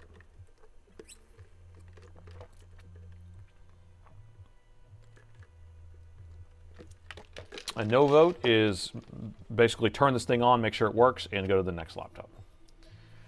So let's see how Twitch is doing with their voting these days. How are you doing? Twitchy Twitch. All right, 92%. Wow, Twitch is very passionate about moving on to the next laptop. So I do like what we're seeing here. Look at that passion, 93%, bam! All right, so I would call that a success. We're going to the next one, right? Apply thermal pads and paste. Nope. Okay. So we're going to start applying this. Actually, before we do that, I want to pull these fans off. I just want to look in there because I am interested to see. Should I do it? I think I have to do it with it off. Yeah. I just want to see how dirty the fans are, at least on this one side, if you don't mind. Take 2 seconds. Please vote, everyone, while I'm doing this, while I'm cleaning this fan out. Let's see how many votes we can get. I want to see if we can get the highest percentage of voting ever. So right now we have, let's see, 33 have voted on Twitch. That's 33% or so, because we have 100 on Twitch. And then... how many on YouTube? 171 votes on YouTube, but we have 785 people. So let's see how high we can get that number. Keep everyone push their button. All right, and I'm going to peel this up. So the way they do this is they stick it to the side and to the back with tape. And I don't want to pull the tape off. I just want to hinge it. Broke my heart. Missed the Prime. Oh, I missed your Prime sub. I'm sorry. I'm sorry. I get so distracted sometimes. Thank you so much. Thank you for the Prime sub. I saw your comment at least. I think I saw a couple Prime subs come in. Thank you. I'm so bad at multitasking. It drives me crazy. And I've told people in this before, but I go back and I watch these streams just so I can see where I can improve. Oh. Whoa. Okay. Okay. You want that? You want that? Look at that. That's one side. Nice. Nice. We'll just set that right there for the gooch collector. Set it off to the side right there. Ugh. Okay. Oh, wrong toothbrush. I have a special gooch toothbrush. The old gooch collector wants some of that. Where's Andy when you need him? Yes, I need to mail some off to him. He doesn't have enough gooch at the moment. And we're talking about Andy from Salem Techsperts, by the way, not Andy from Swindon. Unless Andy wants some gooch. We can, Swindon wants some gooch, maybe. I can mail it to him too. Let me blow this out. Let's see, I have one of these little blowers. Let's see how well that works. Little blower. These little blowers are like a little suggestion of blowing. They don't blow that well. Send it to the collector. All right. Well, so I know this other side's going to be messed up too. I guess I'll have to do that because once I put this heatsink on, I can't actually take these fans off. So I have to take it off right now. Nice. Or I can do it tomorrow. How are we doing on the votes? We got 38 people voted on Twitch and 205 voted on YouTube, on the tube. Although now YouTube wants to see me change the thermal paste out. What? Swindon wants projects and the projectors and screens. He doesn't want gooch?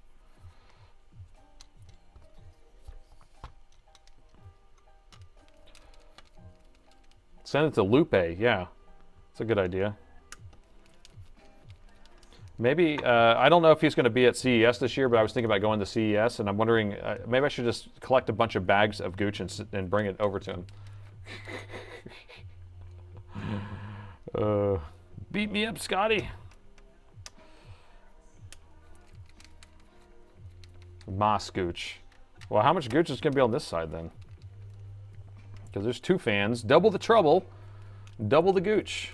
All you YouTube bots. All you guys are YouTube bots. All right, so it ended. We had 40 people vote on Twitch, which is about half or a little less than half. And then YouTube, only 200 people out of the 800. So that was only 25%. But obviously, we're not going to change out. Ugh. I'm not going to change that out right now. But I'm just going to clean this fan. There we go. Okay, this one is pretty bad too. So we got a collection. We'll just collect it all up here. There we go. What we got? I hit the follower goal of 1,300. Nice. Nice. Okay, let's just clean that off and we are done. Lots of gooch.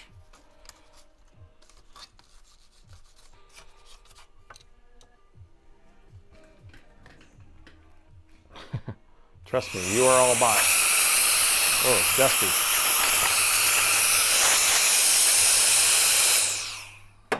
Okay. Nothing I hate more than cleaning fans. But nothing I hate more than not cleaning the fan and forgetting not to clean the fans when I take it apart and put it back together. So that's super annoying. All right, I'm glad I got that figured out. Oh, it's dusty in here now. You voted on the sucker.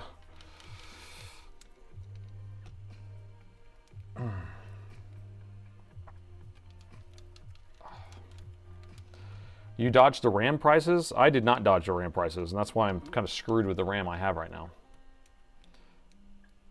I'm working on a 17R3 with a shorted EC chip. Okay, it's shorted? It's actually shorted? Because those things, the M17R3s usually just get unprogrammed. So you need to reprogram it. Do I have to reprogram it? Yes, you do. So if you have a KB9542GF chip, yeah, you'll have to reprogram it. And most of the time, those don't get shorted. But, I mean, I've seen them get like a burn hole in it, and that's usually from the interposer or the board-to-board connector that gets messed up. I have videos on how I program those out there, so you can just kind of look it up. but I programmed plenty of those. I programmed 3 of those this week, or 2 of them this week.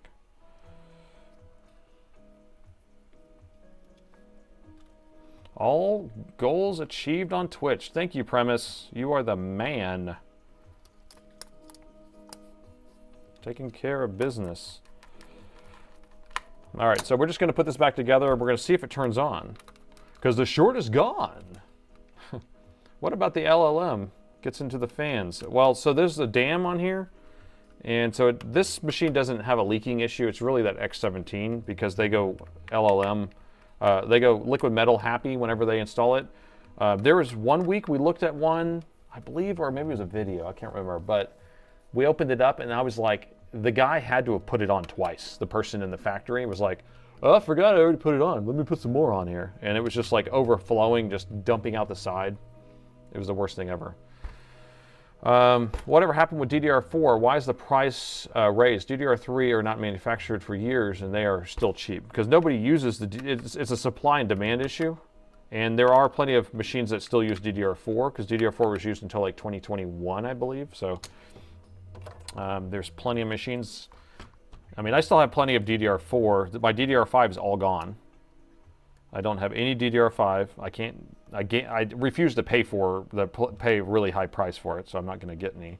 And then the DDR4 I still have a pretty good amount, but someone came and bought like 200 and something sticks all in the same day from one person. And I was like, shit, you're going to buy me out. I was like, don't buy me out. Then nobody else will have any. So we got to save it for other people, man. Sharing is caring. Listen to the Care Bears.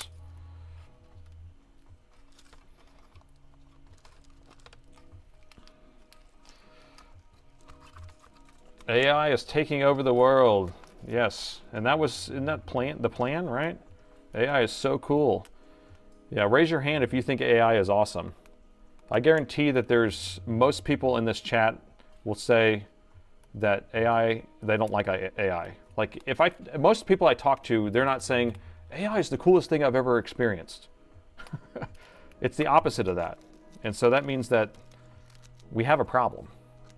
They're trying to shove it down our throats, and maybe they're just trying to take over people's jobs or whatever they're trying to do, whatever their plan is. But it's all a money grab, or it's all a Ponzi scheme where they're just making false profits. That circular funding thing is just messed up. So yeah, let's put up a vote for if you think AI is awesome. I want to see how many people in there think AI is awesome. Now, and I want you to be serious. Don't just say, yes, AI is awesome for the sake of just messing up the poll. I want you to be, seriously stand back and be like, you think it's like the coolest thing and that it's like, you know, you love the fact that all these BlackRock and everyone's shoving it down your throat. Hell no, hell no. I think AI is okay. It's interesting. Yeah, that's a different story. I'm saying AI is awesome. Is it awesome? Is it like as good as what everybody is basically trying to shove it down your throat as being? Or is it just like, oh, that's cool, it can do these little tasks or whatever, but I don't think it needs to be incorporated in every freaking aspect of every single thing and steal all of our RAM chips and all of our stuff. I mean, who's making money in this whole thing, right? Because they're giving it to us for free and they're making us do it all for free, but we are the product because we're the ones feeding it all the data, but then it is feeding data from itself, and it's a whole, like, you know, inbreeding thing where it's like it's creating content. Then there's some crazy percentage of the content that's actually AI produced. Let's see what this poll is saying right now.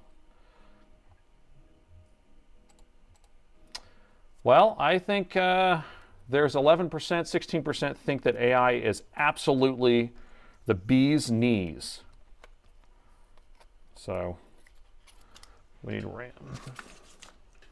The bee's knees.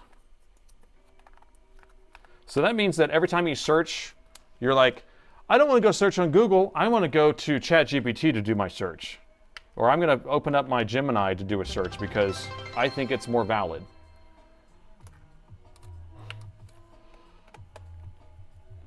AI music is getting scary. Yeah, they steal all your, I mean, yes. Yeah, because I've watched those videos where it's like, I'm going to create a new artist, and it has like the whole like picture of the person. Nathan is AI. Yeah, people think that my voice is AI, right? No politics. Yes, we're not talking politics. We're just talking AI. Okay, fans are on full blast again. What does that mean? Does it mean I didn't save another laptop? Watch the power meter, everyone. We got 42 watts now, so 2 amps.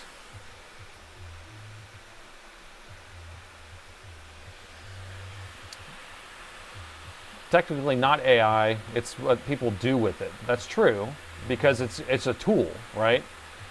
But people are trying to use AI as a creative thing that actually can do things, and I don't. Those types of tasks I think are not. I don't know. This takes a long time for a CMOS reset, so we're going to let it go through this stuff.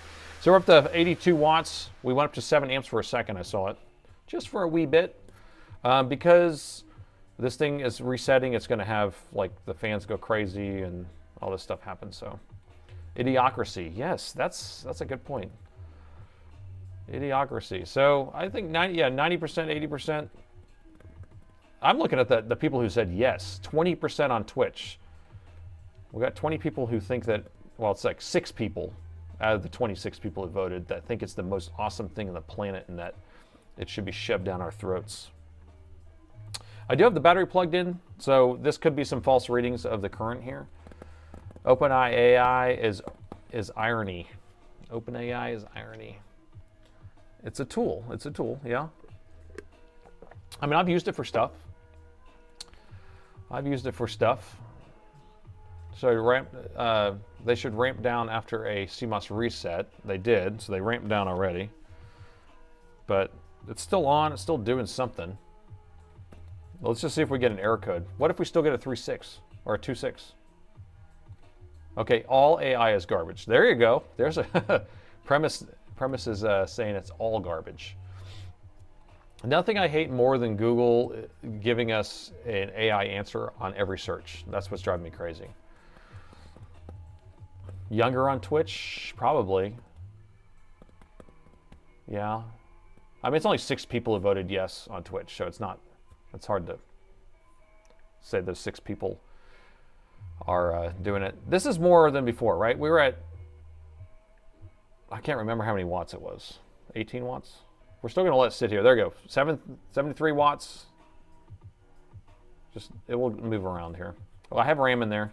I only got that one stick that he had, but it's in there. It's in its home.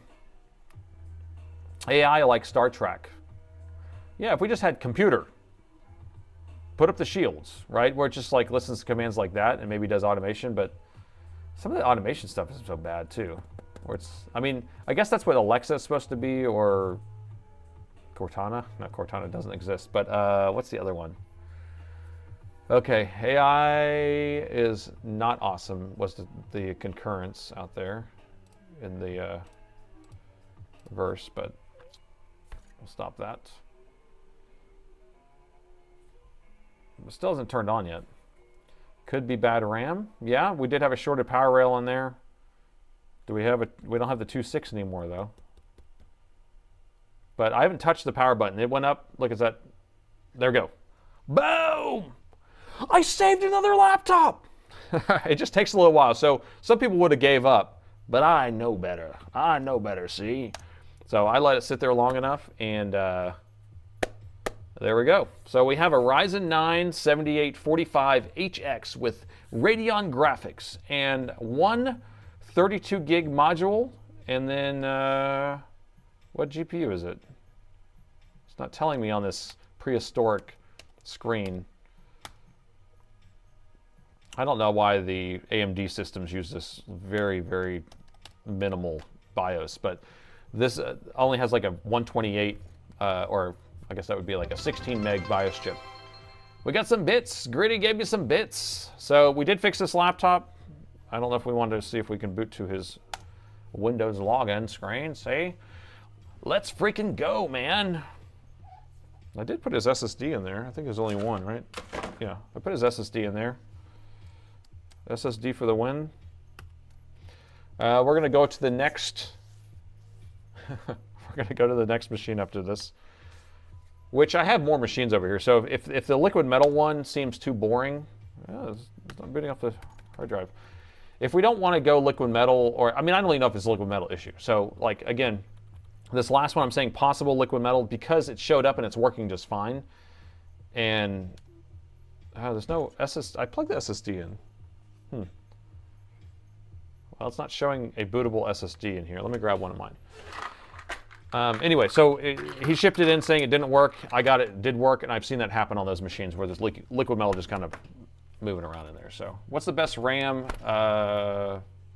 to max capacity and speed of the laptop to buy? I think the fastest that I've seen on these laptops, I don't know, because I hate putting overclocked memory in these machines. I just don't want to press, anything that's like going faster than it's supposed to be, you're just asking for trouble. But what are these shipped with normally? I can't remember. Let's see. See if my brain can process this. So this one has, I can't even see it. You should be running a pair of these, and this one only has one for one thing, so you always want a pair. This is 5600, so I think this is shipped with 4200, 4600, I can't remember.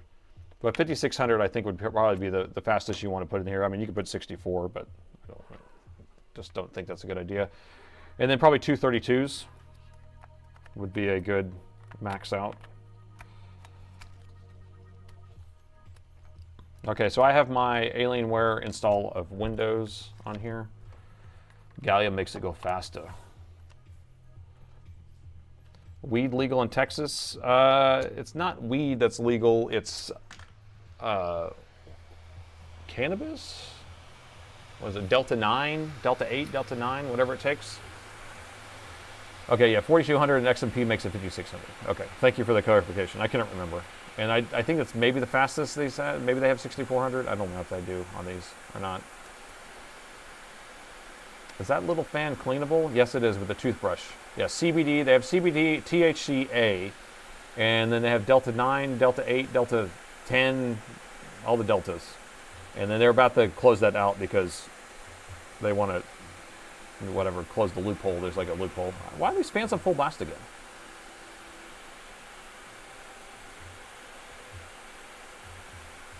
I mean, I didn't unplug the battery, so it should have not done a reset, CMOS reset on this. Oh gosh, Wi-Fi antennas are not connected. Yeah, I didn't reassemble the whole machine because we're not doing the full assembly. I just want to show that it boots up and that it works, man. It's all good, bro. Canadian buses. My Dodge Rampage is kind of fast. The battery's dead, Jim. Yeah, the battery may be dead. You might be right. When I unplugged it, the battery might have went dead. That's a good point. Update the BIOS. Yeah, we could do that maybe. Medical weed is legal here in Texas because that is, people can make money off of that. Still amazes me. One SMU cap and we're good to go. That's right. And it's tiny, right? Here it is. Let me show you how big it is. Just so you have scale. Who said this? Who said that? It's gonna, oh wait. It's doing this because you pulled the RAM out and has to retrain. Oh, right. Well, that's what happened. Okay. Here we're gonna put the cap on a penny and you can see how small it is. There it is.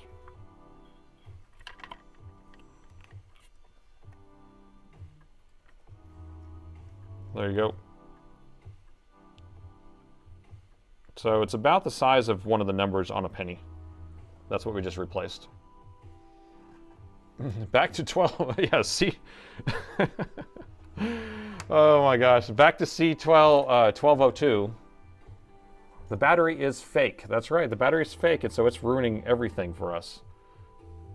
We're having to go through a CMOS reset all over again. Oh my gosh. Oh, because I don't have the battery plugged in. Okay, the battery was not plugged in actually. It's like I had the cable halfway plugged in. I still don't have it plugged in, actually. All right, so it went through the CMOS reset. Is it going to boot off my drive? It is. So that must be a secondary drive. The customer took out their main drive. Because we will boot straight into my Alienware operating system. What's a penny? Yeah, didn't they get rid of pennies? Didn't they get rid of those things? Yeah, I think the Wi-Fi chip needs to be plugged in for it to turn on. Austin is finally getting a micro center. Woohoo! It sure is. It is. It's taken over our old Fry's location. Fry's closed, I don't know, 4 or 5 years ago, and the building is huge, and it's just been sitting vacant, and they're going to take over that building. Here it is, my Alienware install. Boom. Nailed it. I just want to see what the GPU is on this thing for no reason. We got a 4080 in this thing. That's pretty sick, man. Got a 4080. It's a lot of gigawatts. All right, I'll shut her down and we will move on to the next machine. Enough gabbing and messing with this. I miss Fry's. I actually did like Fry's. They had pretty much everything in there. It was almost like a computer store, like a Best Buy mixed with like a Radio Shack, mixed with like a Kohl's, mixed with like a Conn's, mixed with, I mean, you know, they're like, what can we put in this store? I don't know. We got space over there. Let's put something else over there. So, let me pull my test drive out and we'll move on. Microsoft are not what they used to be. Well, that's sad. Yeah, see, the battery's not plugged in. It's just kind of looking like it's plugged in. Okay.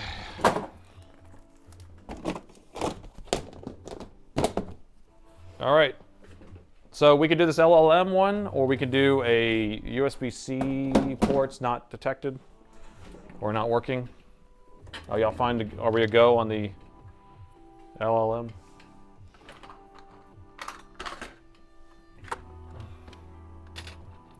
So customer sent it in saying it didn't work.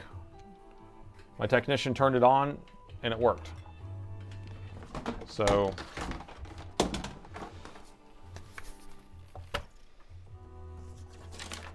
let's see. I'll let you read his notes. This is the customer's notes.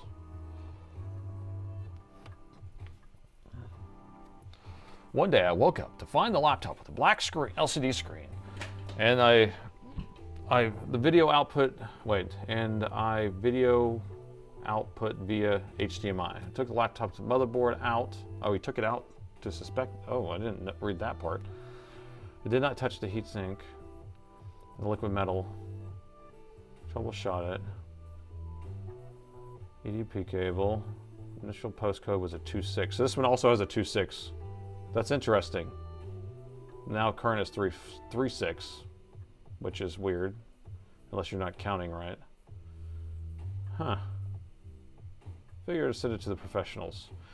Okay, well. What do we have here? So I don't know. I'm just thinking it's liquid metal. He took it out, but he didn't take the heatsink off, so.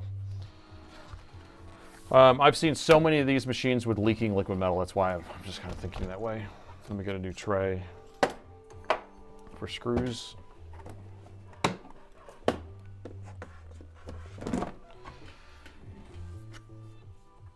All right, let me turn it on. Another 2.6 for the win. Thank you for the donation. I don't know if it's a 2.6 or not, but we will see. It said 2.6 and then 2.5, but yeah, it's like or 2.6. Then he said 3.6. So 2.6 would be the chipset thingy, and then oh wait, we do have an error. What?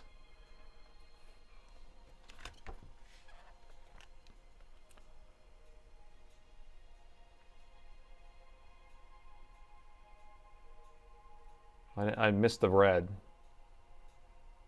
So that was 6, right? 1, 2, 3.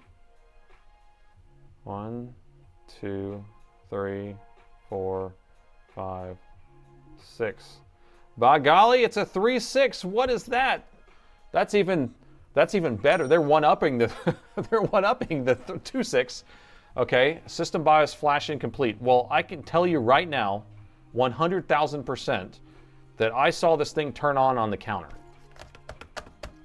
earlier, or yesterday, or whenever it was, because my technician said, "Hey, here's one that came in for this error, but look, it's turning on right here."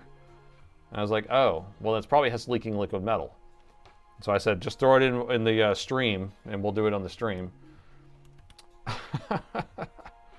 Okay. Well, what should we do first? Should we suspect that it's a bad BIOS flash? I know what we should do. We should bang it on the desk. Should we bang it on the desk like this, and then try turning it on again? No. That might work, but then it might make the liquid metal go somewhere else. If it is like just slurring around. For people who don't know, liquid metal is a gallium based. It's highly conductive. It kind of runs in different places, and it actually will start shorting out parts of the board. So, do we think it's a corrupted BIOS, or do we think it's actually...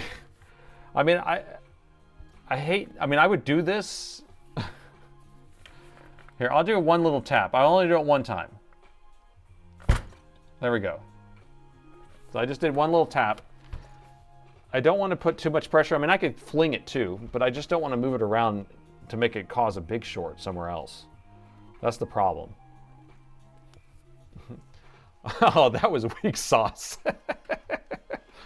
That was weak sauce. Okay, we got a blink code. Okay. Let me get my eyes inside of here first. I don't want to just start flinging this thing around. All right, let me open it up and take a look. Let's open it up and take a look inside. All right.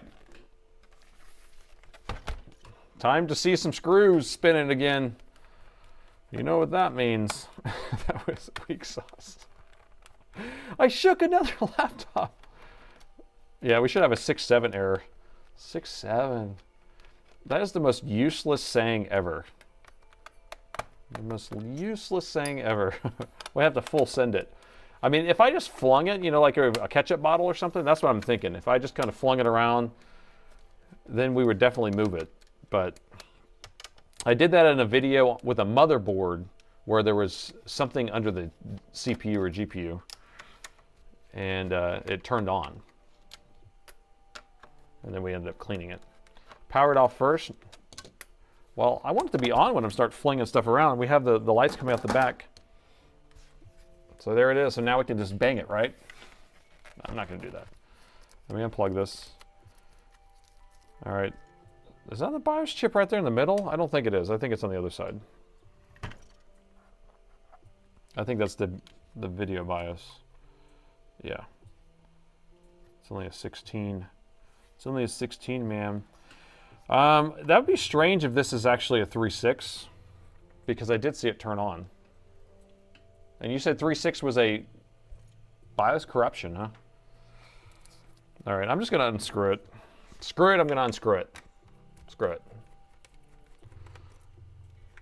Yeah, we're going to do some cleaning. Where we're going, we're cleaning. We got a new 2 gifted subscriptions. Thank you for gifting those subs. People are thankful too. Thank you so much. Gifted subs.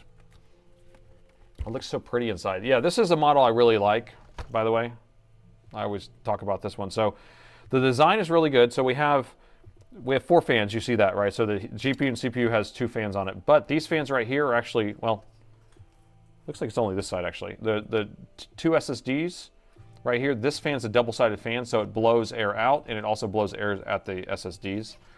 This one is not double-sided, but it blows air across here, which is good. So it stays very cool. So we don't. People are asking if the laptop is on. The laptop is not on. It was on earlier, so I unplugged the battery right here.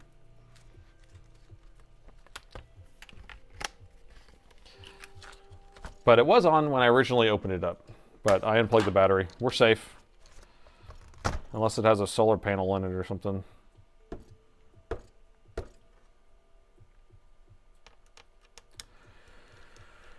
Oh, looks so pretty. Check the liquid metal.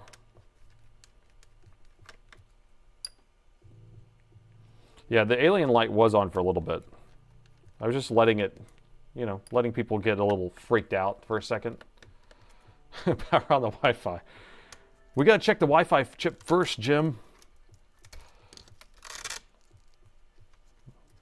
So this one has a separate VRM cooler, our second one, just like the other machine, for the GPU. So we have double cooling. And this machine has a bunch of power stages for the GPU. So we have 1, 2, 3, 4, 5, 6. And then we have 6 more on the other side. So there's actually 12 for the GPU. And the, you know, the more you have, the better. Can I order a hamburger, please? Are you hungry? I'm hungry. Actually, I'm not that hungry. I just ate a salad right before the stream.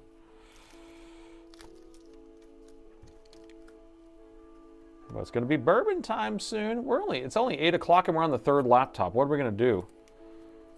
What are we going to do with ourselves if we end up fixing it all?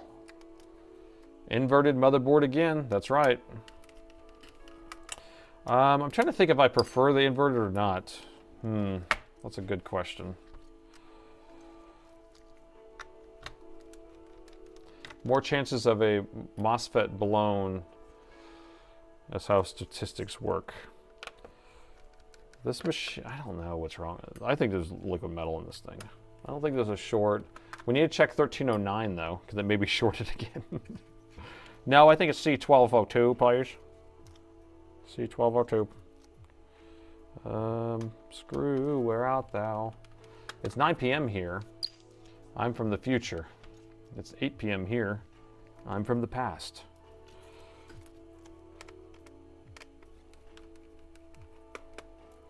Laredo Taco Company. There's a Laredo Taco. Don't they?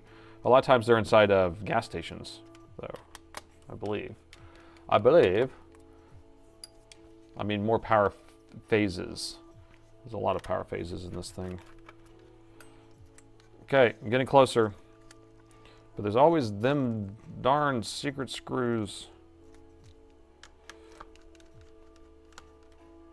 Oh, Laredo Tacos in 7-Eleven. I think they're in like the kind of truck stop type of places here. Oh yeah, these kind of flip out. Forgot about that. So we got to unplug these fans. Hidden screws again, so then we flip those out. This is how you open this up. You flip that one out. You got to unplug it though. All right, so now that those are out of the way, and then you just make sure your cables are unplugged, and then boom. But don't forget to unplug your power button because it rips off very easily. And the first thing I want to check is see if there's liquid metal on here. A lot of times we'll see liquid metal leaking clear out the motherboard. Clear out the heatsink and all the way over here, but I don't see any.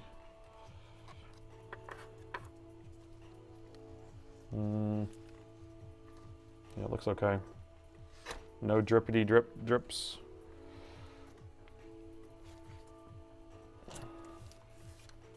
So he took the motherboard out already and he didn't see anything. And I'm not seeing anything right now already. Normally you'll see it kind of dripping out the side, but it's not to say it's spilling out and it's in the middle. But we may just be flashing the BIOS, but why did it come on? I swear I saw it with my own eyes. I swear. Maybe I should check the technician notes, see what he says. We saw Santa too at the mall yesterday. He smelled like bourbon.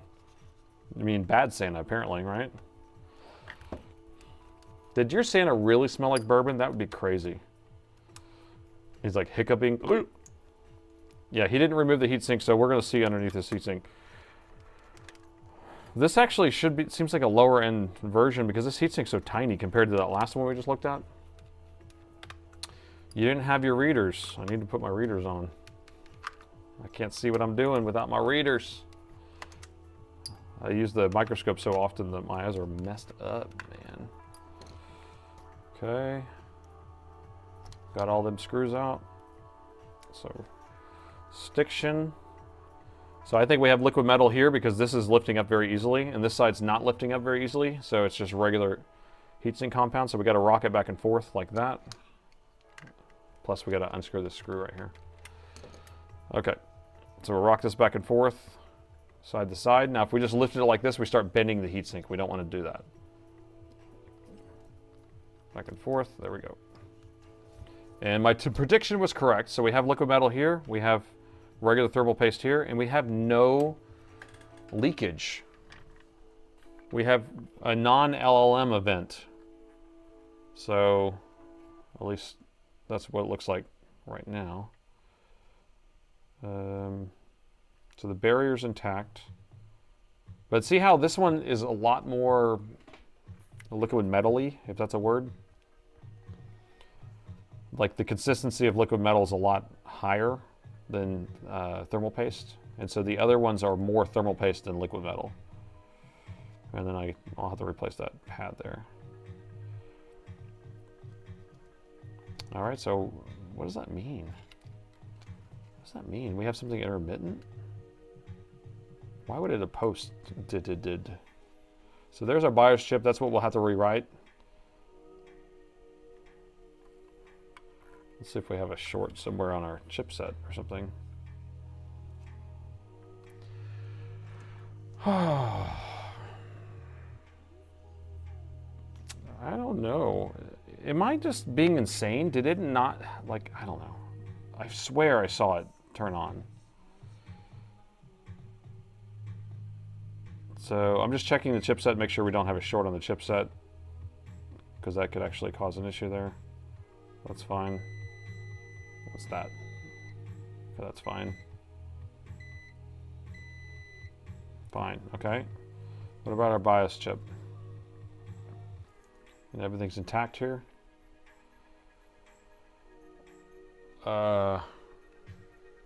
BIOS, I mean, I'm thinking BIOS corruption, I guess. Hold on, let me check my technician notes. Let me see what he said.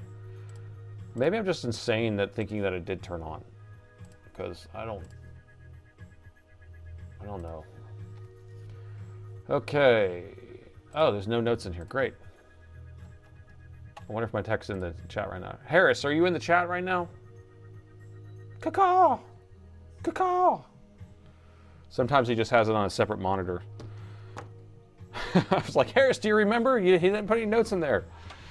Okay, well, the easiest thing would be just to rewrite the BIOS. I want to turn it on though. We can turn it on and just see what's powering up and see if we're getting our power rails. Also, these things are notorious for having EC chips that fail or get corrupted, so we just need to reprogram the EC chip. So we have all that stuff we can do.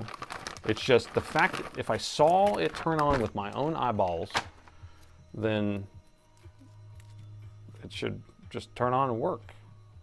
So I'm going to put the heatsink back on, and then we're going to measure the power rails while it's on. Concur?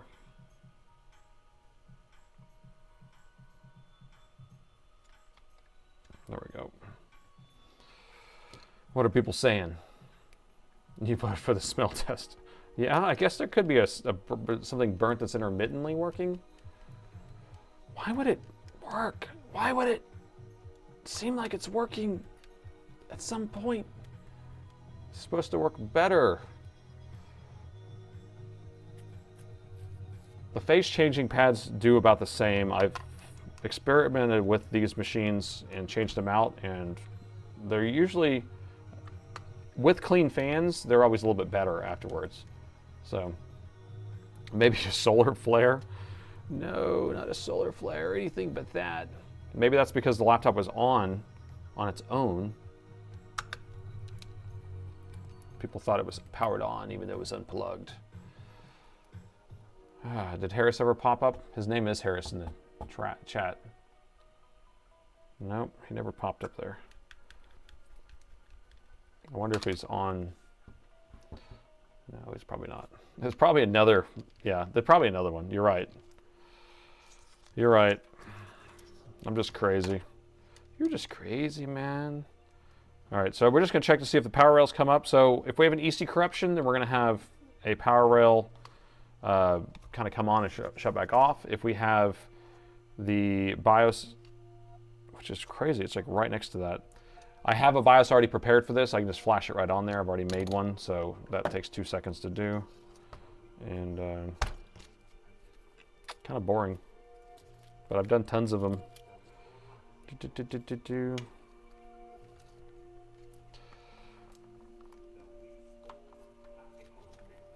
Okay, so Tom's Hardware show that there's 3 degrees of difference between the best PTM and the worst L liquid metal. Interesting. All right, so plugged in the power. These machines don't power on automatically on their own, so we have to trigger it on.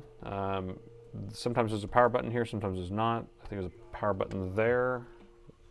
We'll go right there and trigger it on. So we'll use this power switch right here. Look at all this hair that got on my tweezers. So I'm from picking up that nasty hair. Okay, so coming on. 0.7, 3 amps.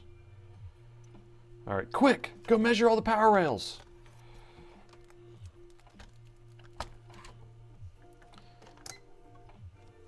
So we're gonna measure our 3 volt and our 5 volt, which are over here, which should be on because the machine's coming on. I'm surprised it's not liquid metal. So there's our 3.4, here's our 5 volt, here's our 1.8, so that's present. What about this guy? 1.0? Nope, that's our 20 volts. Do we have our BIOS chip is on? BIOS chip is on, so it is reading, oh, sorry, you can't see that. It's reading, it should be reading the BIOS right now. So it's not gonna be an EC chip issue because the BIOS chip wouldn't be on usually.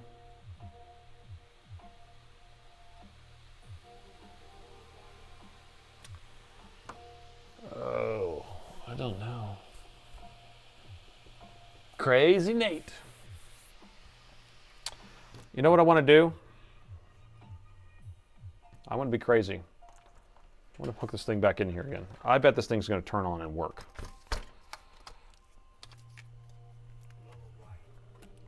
What do you think about that? What do you think about them apples? It still could be BIOS corruption, yes. But if this thing posts and then it doesn't post, then what could it be? But then liquid metal or shorting on the chassis. Oh, it could be shorting on the chassis. That's what it could be. We've seen that before, haven't we? We have picture. Gotta get the power button cable out from underneath here. There we go. Okay, don't need any of those. I just want to put a screw in so it doesn't fall out.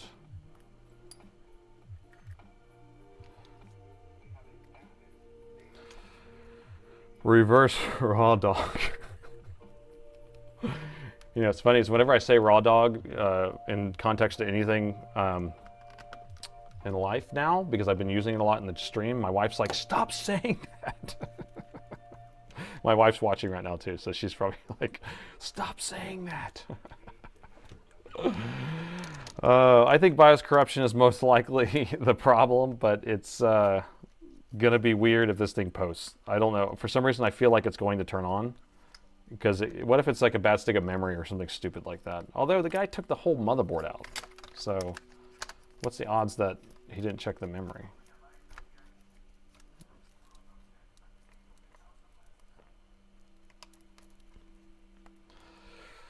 Yeah, pull the RAM. Well, I don't want to pull the RAM yet. So I'm going to try turning it on again. And if it doesn't work, then we're going to pull the RAM.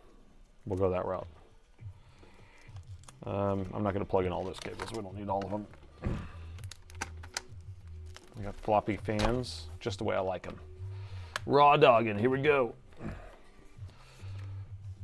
$2 says nope. Oh, hello, Mrs. Nate. So DIY Dave says hello, hun. Say hello to Mrs. Nate. Oh, it's the Wi-Fi card. He blames the Wi-Fi card again. No, this is somebody else blaming the Wi-Fi card. Nate's doing an old disassembly. and a reassembly trick. We've seen it done many times on television, like MacGyver and chewing gum. Thanks for the Prime sub, Dan. Reverse raw dog is a war god. Oh, we got 3.6 again. You're right. Okay. So 3.6 again. It was 3.6 again? You still put 1203. Oh. Okay. Still on. Let me unplug this. All right, so here's what we're going to do. Now that we know that leaking liquid metal is not leaking in liquid metal, let's pull out these RAM sticks like we were talking about, like we were speaking of. So that's unplugged. The machine's off. I'm just going to pull these out, and let's grab a test stick instead. DDR5? DDR4. This is DDR4. You were asking for DDR4? This is DDR4. There you go.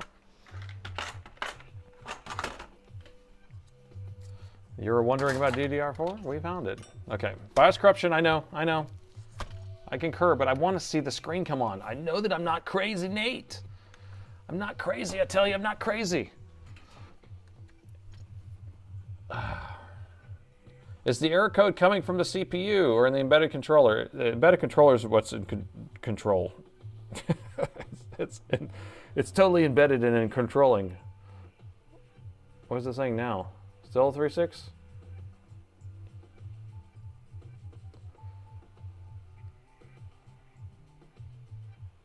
Still the same, right? Okay. All right, now I'm just gonna hold this down. I know I'm doing exhausting work here. I'm gonna hold this down and see if I can boot into the BIOS recovery. All right, you gotta hit the power button. We got 822 people on the stream. How many of you guys have liked the stream yet? This is on YouTube, by the way. The Wi-Fi embedded controller is messed up, man. The contact on the RAM slot has oxidation. You can insert it 5 to 10 times and it'll fix it. Could be. Could be. Pass the bourbon, please. Is it doing the blinking code again? Okay. Wait, I want to see if it's giving... It should be giving me a 3.3 is what I'm looking for now. 3. 1, 2, 3, 4. Okay. Wait, that's a 3.4 now. Okay, that's good. Okay, that's good. Do you see that? See how I switched it to a 3.4? It's magic. I turned it into a 3.4. What is 3.4, you ask? Recovery image not found. So let's go get a recovery image. We're just going to see if Dell recovery actually works or if it's stupid and shouldn't exist.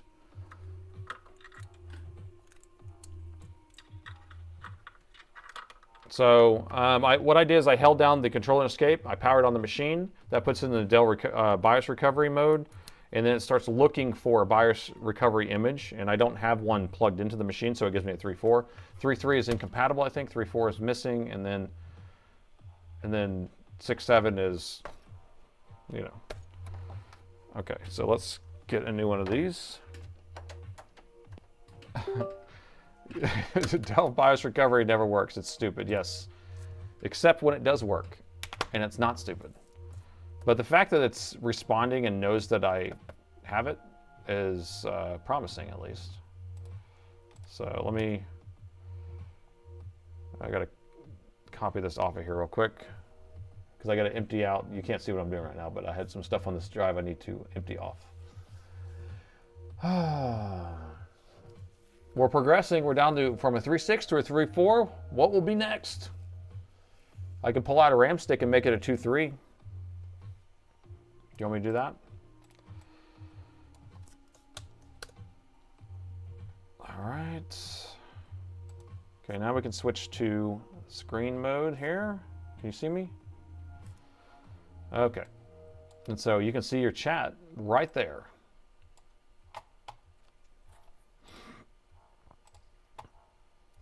All right, Dell's website. And we're going X17R1. Is that right? All right. X17R1. Find drivers, BIOS. And then we're going to do the BIOS recovery. Oh. BIOS recovery, go other formats, RCV, download. We will see if it works. So now we have to copy this file onto our flash drive, and it has to be the only thing on there.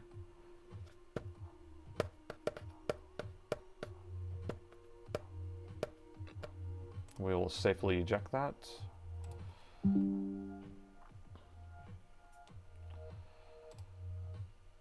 Okay, so we got that done.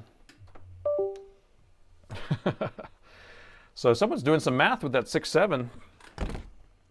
3-3, 3-4, 6-7, whatever it takes. All right, so what I like about this flash drive, it's only a 2.0, but it does have a light on here, so we can actually see it connect and see if it starts reading and see if it starts being smart. All right, so keep an eye right there. I'll just go down like that. So you can see the Alienware head on this side. We can see the flash drive right there. We'll hold down the control and escape, power it on. And let's see.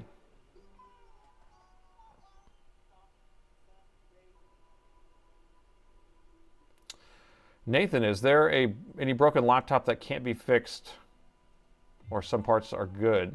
Yeah, I mean, yeah, I have broken stuff all the time. Look at read the drive. You can see it start flashing fast. And then now what we got going on here?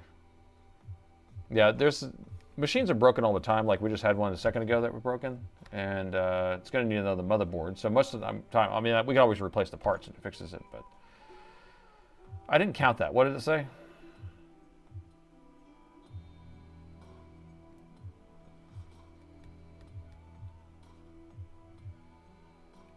What do you mean 3-4? What do you mean 3-4? I put it on there. Yeah. Okay. All right. We'll flash the BIOS. I give up. I give up with this bull. Okay. All right. I know. Waste of time. All right. We're just going to flash the BIOS. So how many people have never flashed the BIOS before? Raise your hand. Flash the BIOS. We're talking about reading the chip manually and going into a hex editor and raw dogging it. How many people have done that? How many people have seen me do it? Enough, I'm sure. Worth a try. No, I think it will fix it. And then we'll be out of laptops. You've done it for your 3D printer. You've had to raw dog a flash onto your 3D printer. And the motherboard is out again. Okay. All right, so here's our BIOS chip.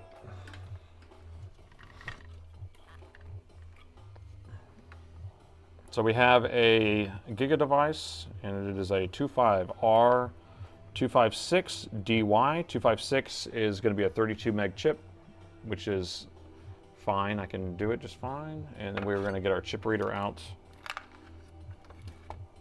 And I'm going to use one of these Pogo pen readers. Pogo pen, let's see, this is the right size. All right, so,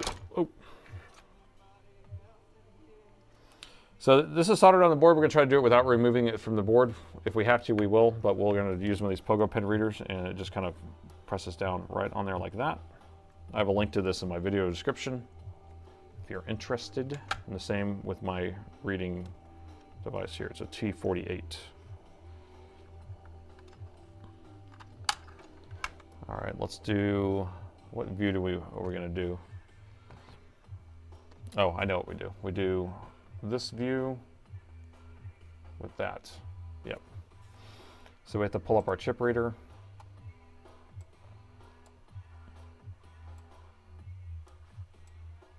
I'm gonna try to leave the chat up there so I can see what you guys are saying to me.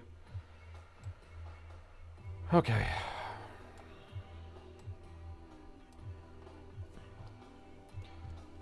Dell says empty USB flash drive with at least 2 gigs. I've used this same flash drive all the time, so I know exactly what I'm doing with that. So I've done plenty of BIOS recoveries with that exact flash drive, even though it is like a 1 gig drive. Oh, this thing is bent a little bit. Darn it. Can you see that? Oh, you can't even see what I'm looking at. That's so stupid. Why did I not put this in the view? Okay, well, here's what I'm looking at. So I'm going to try to get this chip reader right on there like that, like so. And then we're going to move this over here. And then I'll move that over there. Okay, so maybe we got it.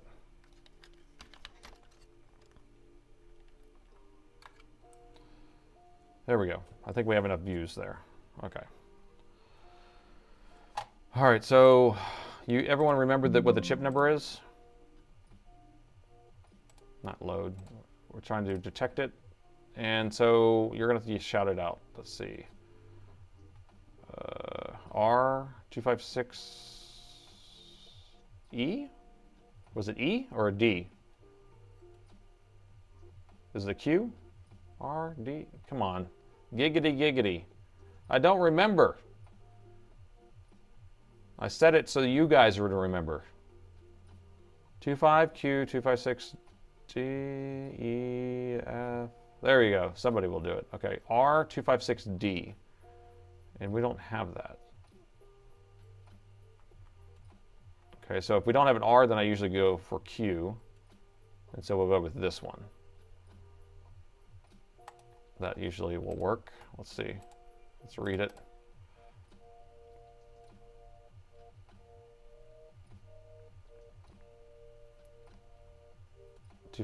D. That's all we need. Oh, that was the loudest beep in my ear. We do have data. See data in there. Good. So I'm just going to verify it. We always back up the customer's data. So we're basically just pulling the data off the chip. We're going to save that, and I'm going to flash some new data back on there.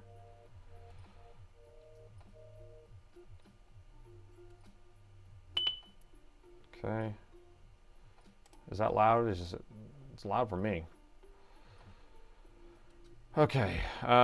I realize that y'all can't even see the data that's in this. So we have data here.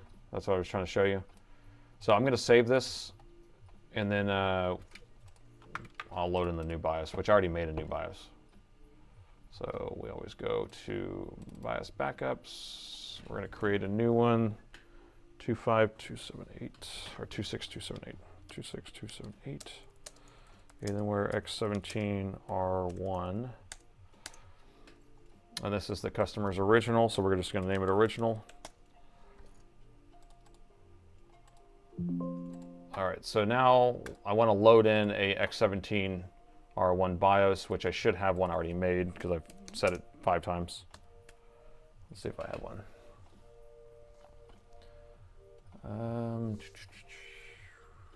Original.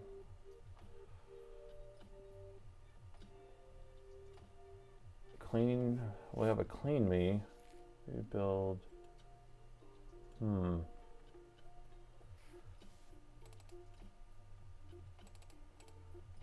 So that's a rip from our working board.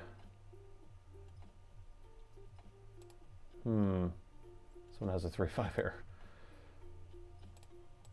I thought I made one. I swear I did. So this clean me should work. It just probably has a service tag in it. If I didn't put no service tag, then it has a service tag in it. And so we'd have to do that afterwards. Clean me, no bias. And I usually put working in it if I do that. I think I might use this one. All right, we're going to go with that one. We have data? We do have data. Okay. And I can't see what you guys are saying. You guys are just kind of chatting amongst yourselves, aren't you? All right, let me put this back on here again. And I'm chatting amongst myself too. I feel like I'm talking to myself sometimes. Okay. So I need to redetect this. Detected, and then now we're going to program it.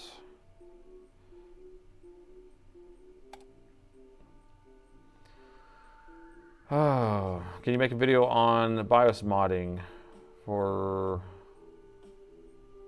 Let's see what he's saying. Can you do a BIOS mod video by itself? I can. I do a lot of these.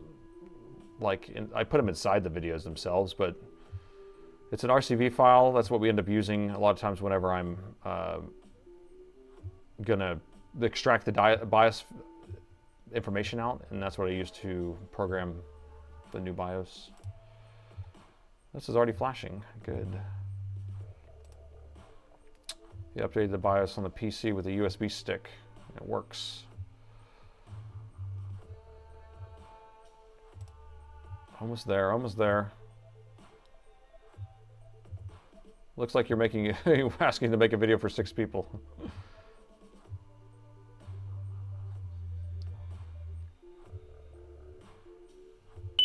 Okay, so let's see what that one does. It may have a service tag on it, and then we'll have to remove the service tag.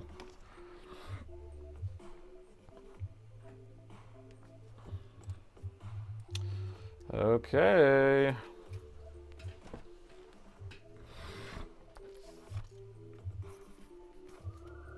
Yeah, I've done so many BIOS videos, I don't know. But the thing is, I always forget that people haven't watched every single video. And so it does get monotonous whenever you're watching the same type of content over and over again. But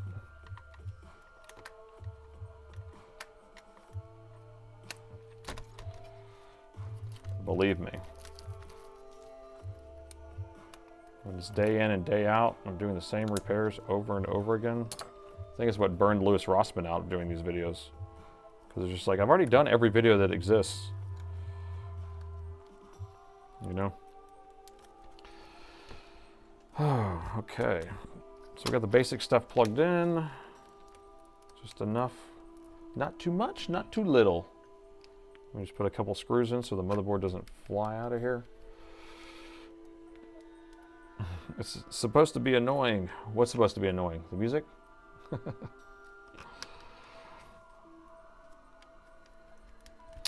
All right. I can quit anytime.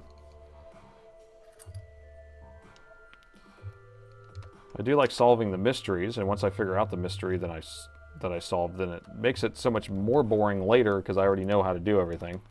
But then I like showing it off, and then I find that people might think it's boring. I don't know. I'm just crazy. Crazy Nate. Okay, power meter.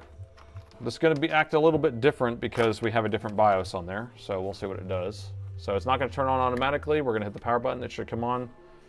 And 0.04, 2.45 amps, 66 watts, 62 watts, 63 watts. Come on, can we get the 6.7? Music's making me fall asleep. Yeah, this is... Here, I might skip this song because it's making me kind of trancy. That's my brother, like... He just makes so much trancy music. It's just chilling music. Oh. Okay, cheers, cheers. We're leaving from you. Don't be leaving. Everyone stay. What?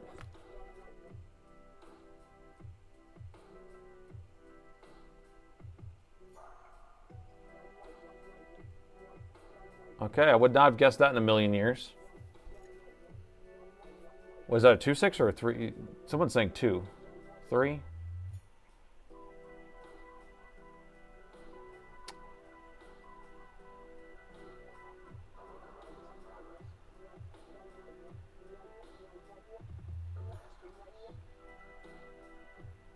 Okay.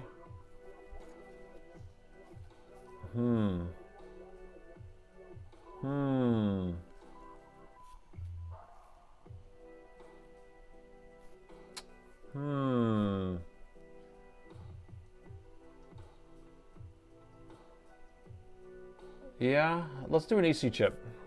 Let's do an EC. I don't know. That's a weird one. My brain is not functioning properly to... That doesn't make sense to me. 3.6 is a bad BIOS chip. Or it could be a bad BIOS chip. I mean, it could be. Let's program the EC chip, because that doesn't take much time. I mean, we could go grab a BIOS chip and put it on there and flash it. We could do that too. Why would it... We were able to read the chip, we were able to write to the chip, so I don't see how that would be an issue. Let's just program this real quick. That's easy. Who says it's easy to program an EC chip? I do, of course. So on this machine, the programming headers are right yar. And we're going to use program header uno, dos, tres, cuatro. These four right here. And was it a fake write? No, it wrote. It was real, genuine. It was a genuine, it was an OEM write. This machine has a lot of EC issues. Like I've flashed the BIOS or flashed the EC chip on these tons of times. So let's just do that real quick. Doesn't take me much time. But I'm perplexed though that it would be doing that. Okay, all right. You know the drill. You know the drill. So we have my EC programmer. You're gonna ask questions of where to get it. It's the links in the video description. So if you want to get the PC bytes, they're in the video description also. I use these so I don't have to solder anything to the board. And then it has this magnetic plate if you buy like the, whatever, the set that has all that. So we're not going to mount the board in there. We're going to leave the board installed in this machine. So I'm going to take these off of here. We don't need this. And then this programmer is linked, like I said. Let me plug in the USB. Okay, man, I think that's weird. It verified, so when I flashed it, it wrote what I flashed on there, and then it re-downloaded it to verify that it was a correct flash. So the thing is that, I don't know. I think it has to be the EC chip then. Or there's something else, there's like a chip that's failing, or there's liquid metal somewhere. But we didn't see the liquid metal. We didn't see the liquid metal. Okay, so we have our probes. So this is going to go to ground somewhere. I got to find a good, nice ground. Very nice.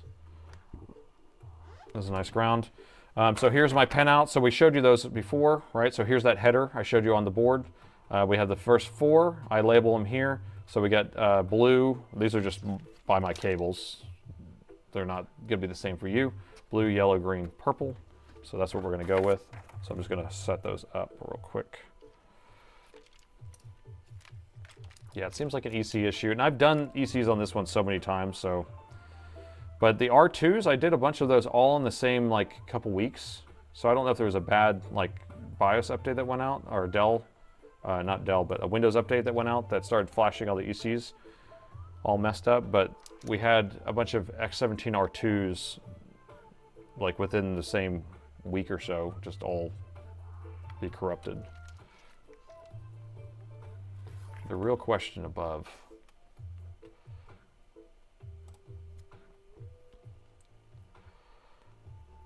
So if you've ever asked this question before, why not solder the JTAG programming headers? Let me show you. I'll show you why. I have done it before, and I hate it, and that's why I don't do it. So let me just show you. So let's take the tiniest wire I got. Let's see, where's a tiny wire? Here we go. Here's a tiny wire, okay? Very tiny. And here's my finger, pretty tiny wire.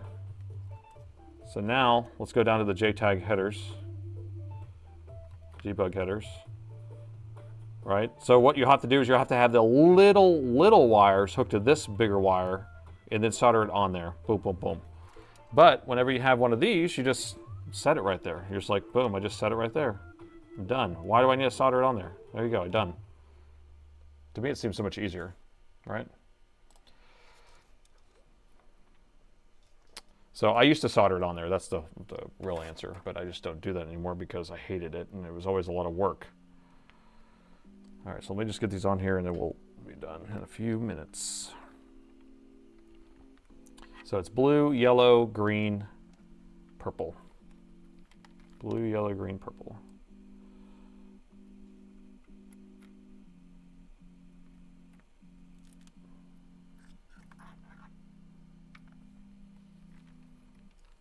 And we can actually do it.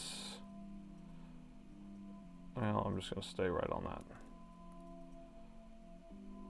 There we go. And this last one I'm actually going to use on this little pad that's up here. You can see how that, let's see, right here it goes like that. So I'm just going to go into this thingy. Oop. Get back into your home. Okay, so we have them all on there. Got our ground hooked up. I just need to put power on the board and I need to plug in our programmer. Let's turn on our... I thought I had it in here. Oh yeah, that's right. We're doing it on this screen, I think. We do it on this screen. Actually, I can't remember what screen do we do this on normally.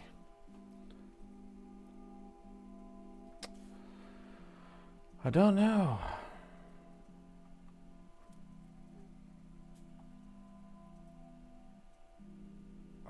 It must be already in here. Sorry, I'm just talking to myself because I'm trying to pull up the app, but I forgot that I had it already embedded in here.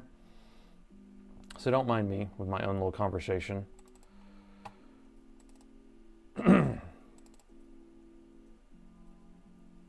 There we go. Did it come up? It did not come up.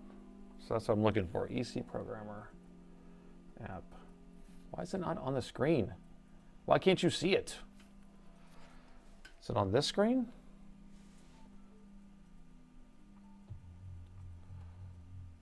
I don't know where it is. Okay, well, I'm just going this way with it then. All right, so here's our EC Programmer software. So we're gonna choose the E&Es. And so the person who asked earlier, they had a 17R3, they're replacing it with a 9542 GF chip. That's the same chip as this one, so I'm just actually gonna type in 9542 GF, and that way it pulls up a board that has that on there. I'm just gonna select that. Since we're just soldering, or it's like we're soldering, I'm gonna select that. We're gonna send that programming to it. And so now I can actually check to see if we have a connection to the board. I'm gonna plug in the power to the board. And we'll do that. And it says we don't have a connection to the chip. Why, God? Why? Why? So now we're just going to tap these, just make sure they're all good. And then we'll just test our connection again. And we don't. So do I have my colors right? Blue, yellow, green, purple, go. So I'm going to unplug the power, plug it back in. Nope.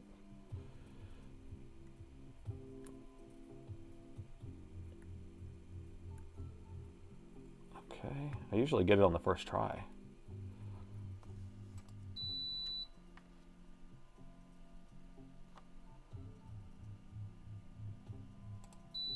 Why? Oh, I know why, because one of these wires are probably undone. Yep, my blue wire just came off my probe. Okay, is that better?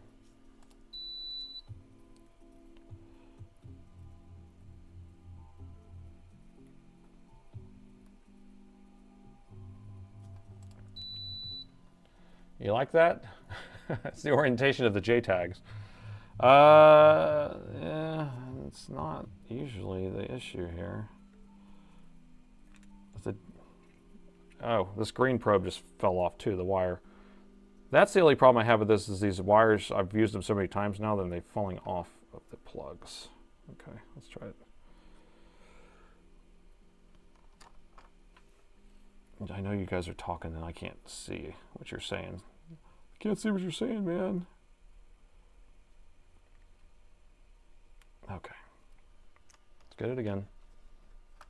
Very educational. Oh, come on. Let me get this green wire out of the way. It's the green wire. Cut the green wire. Look, my yellow wire came off too. What is going on with these? I'm about to go thermonuclear on this.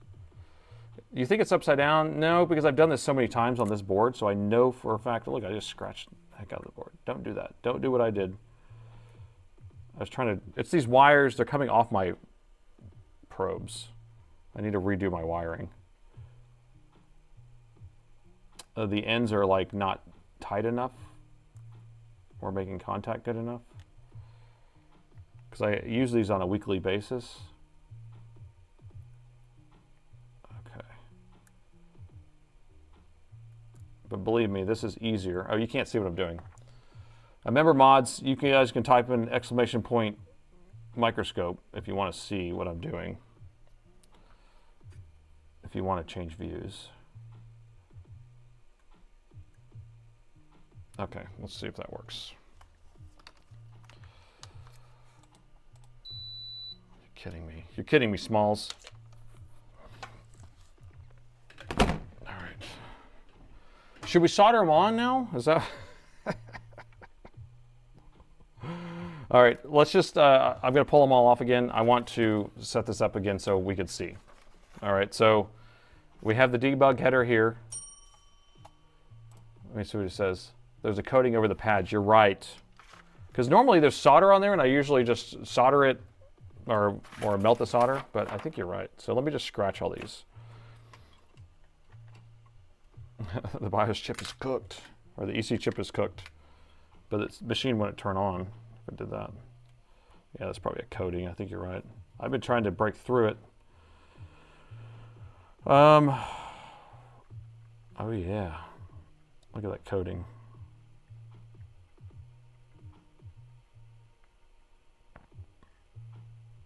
Or I can hit it with a soldering iron too, I guess.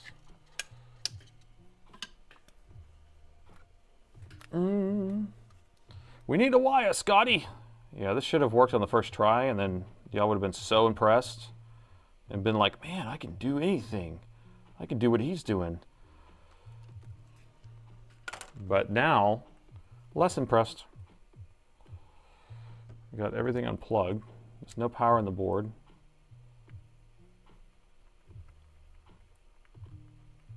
Okay. So I'm going to hit these spots too because I may want to hook the probes onto those. Okay. Okay, is this better? What time is it? I'm really milking the clock tonight, aren't I? The pogo pin, what are we saying here?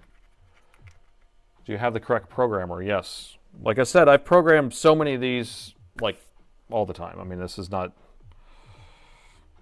I could do this with my eyes closed. Apparently, my eyes are closed right now. Okay, so yellow goes in the second one. Blue goes in the first one. I just need to make sure these probes are, the wires are plugged into the probes all the way. Don't fall over. Okay.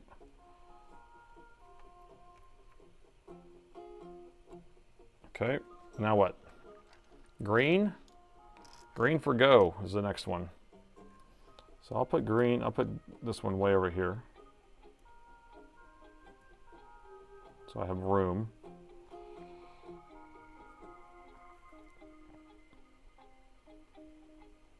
But now I can't see what I'm doing.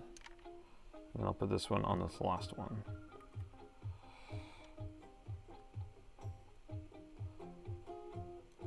Okay. Second one fell off.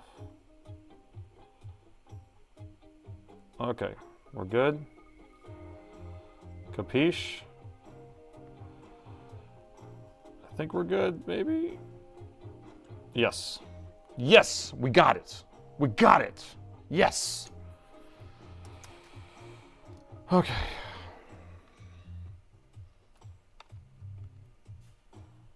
Okay, back to the program. Plug it in. We got it! Yes, good call on cleaning off the pads. Okay, so we're connected to the chip. So we're gonna read the chip. And we're gonna back it up in the same area that we had before. And we're gonna do the old MO here, which is, right, original. And so now it's extracting the data off the chip, backing it up. ECE chip, I usually don't, there's not much of a big deal to back it up. It's not like it stores like your encryption keys or anything like that. The BIOS is what does that. And then now we're going to write a new BIOS, so, I mean, a new EC region. So these are all the extracted BIOSes I have. I take the RCV file from Dell's website and I extract them, and I have all of these extracted. And so we're going to find the X17R1. And if we go into the extracted folder, which version is this? Everybody do this. This is the newest one, the 28. And you see how there's nothing in here? Well, there's only two things. We have to show all. And then now we actually see all the different regions, and there's a region in there called OEM EC, 160 kilobytes, so that's going to be the extracted EC region. I'm going to select that. It's going to go ahead and write it. It's going to verify it, and then hopefully it fixes it. If not, I'm like, I have no idea what's wrong with this thing.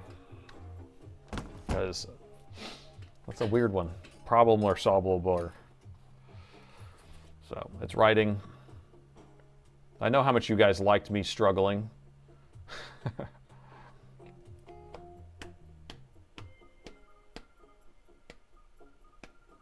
EC concur.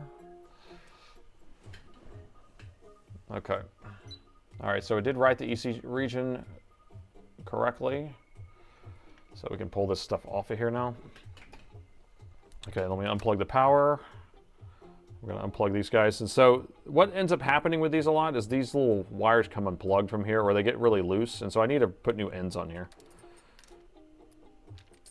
because I always take them off every time I'm not using them, because I don't want it to get all tangled up.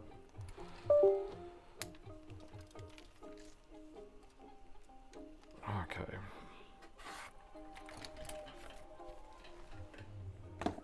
We'll get this out of the way. And I'm not even going to test first, because it either is going to work or it's not. So I usually do this and then fixes it or it doesn't. All right.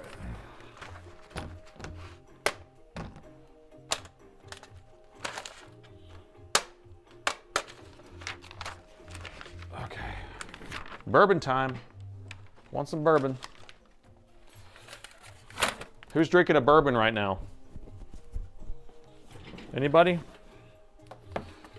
Can you tell me what you have? What kind of drink do you got? Name out your drink. Tell me what you're drinking. Vodka? Margarita? Okay, we got bourbon and flux.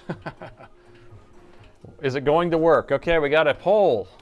Yes, that's a good question. Is it going to work? I'll give you all a little bit of time to vote on that.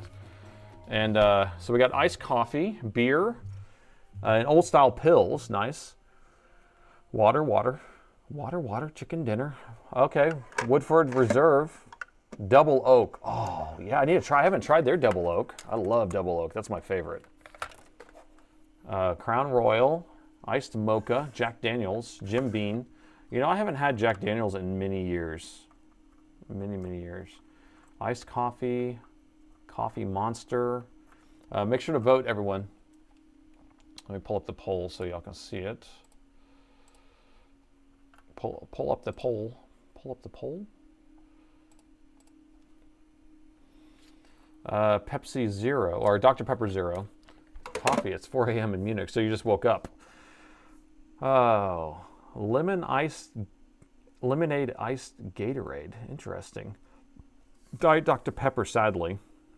Love Dr. Pepper Zero and Cherry Dr. Pepper Zero. I do love those. All right, we got a pretty good confidence in this working. So vote. How many votes do we have so far? We got 20 on Twitch, and we got 80 people. So if we can get 50% of the people voting, that would be nice. Coconut rum and Pepsi. Interesting. Bourbon whiskey. Singapore milk tea, because you're in Asia. A&W Diet Root Beer. Nice. Cherry Spritzer. Let's see. Jägermeister and Red Bull. You're actually drinking a Jäger, like a Jäger bomb? You're drinking a Jäger bomb. Really. Giddy. Gritty. Dr. Pepper Zero. A JMO. Someone's drinking a Jameson. That was my go-to drink for many years, was the Jameson, the old JMO. Sprite Zero. Over the Rocks is nice. Kool-Aid. Coke Zero. Can't drink Scotch. How we vote? How's the vote going here? 70%, 84%. So we got pretty good confidence here. All right. I don't know what to think. I did vote yes. So I'm not 100% on this because it is a weird one. But we did flash the BIOS and we flashed the EC chip. So something's got to give. Oh, that's right. So I wanted to tell you this. While we're waiting for this to vote. Okay, so you remember last Sunday, I don't know how many people were in the stream, so we fixed 3 machines. Well, we fixed 2 of them, and then the third one I couldn't figure out, and it was acting really strange or whatever, and then I was like, we were like, it couldn't be an EC issue because it charges the battery. And so you could plug it in, and it wouldn't power on, it wouldn't put all the power rails, wouldn't come on, but it would charge the battery, so you would rule out EC chip. Guess what? I flashed the EC chip, and it fixed it, and it worked. So you can now no longer say that because it charges the battery that the EC is good. So Soren, if you're watching, you can't say that anymore. Okay? I have ruled that out. All right, we got 1 minute left of voting. But most people are saying that it's gonna work. Rock the vote. Rock the vote, man. You're drinking Swedish soda with Trocandero. I don't know what that is. Trocandero. Turkey 101 is good stuff. Isn't that weird? So my thought on that, whenever it could charge the battery, is that there's a corrupted region, right? So if you think about it like a loop of code, but maybe there's a interrupt or something like that that it goes into, that's broken, you know, or something like that. I don't know. Oh, all right. Flash the BIOS outside the motherboard. Yeah, I could do that. But I mean, I flash the BIOSes on the motherboard all the time. This is not anything new to me. So I have a hard time believing taking the BIOS chip off would make it flash differently, because we can compare. We can actually just rip the BIOS or rip what we put on here, right? And save it as a file, and then compare it to the file that we took off of there. Flashing outside the motherboard is painful. You just have to pull the chip off, and then I have a separate chip reader that I have to stick it into and then read it. So, all right, polls are done. We have 20% and 30% of the people say, I don't know what I'm talking about, and it ain't gonna work. So let's close that out. Okay, battery's plugged in. Let's plug in the charger. Let's see if it goes straight to 3.6 again. 3, 2, 1. 2.91 amps, 4 amps. 97, 95, 90.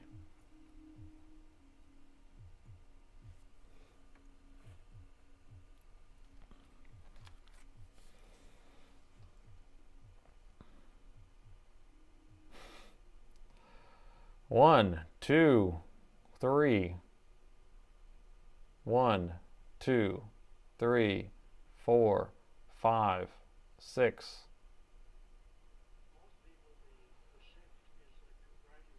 It's weird, the current is changing. The BIOS chip is cooked. I don't know, man. I blame liquid metal. Okay. We got a new subscriber, Cosmos. Welcome aboard. All right, here's what I'm gonna do. I know that it's drastic. I know that it's controversial. I know that some people will like it, some people won't like it. But I gotta do it. And it's for science, okay? So here's what I'm gonna do. Let me get the board taken out. Yeah, I am gonna give it a Fonzie. We're gonna go Fonz on this. We're gonna go Fonzie on this one. But let me get this taken out first. Hey. Okay, motherboard is out. Let's take a quick look around, blah, blah, blah. Okay.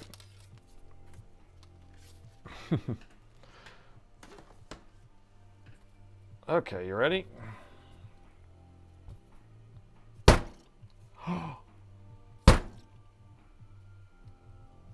Hey. Ultrasonic cleaner it. I mean, you know, we haven't done a physical inspection on the board. You know, someone should have shouted that out by now. Do a physical inspection. Go look around the board. Well, we're too good for that, apparently. We're gonna resort to hitting the board before we look around the board. You guys are supposed to be keeping me honest. Hey, what's the next thing we should do? Hit the board.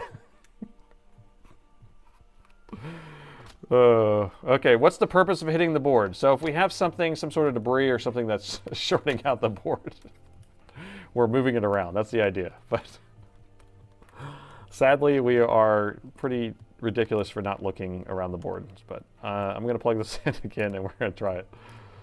I swear this thing turned on when it came in, so I'm trying to prove myself right. We're not crazy. Punch the keyboard. Ah, you were there. You were there. You saw it.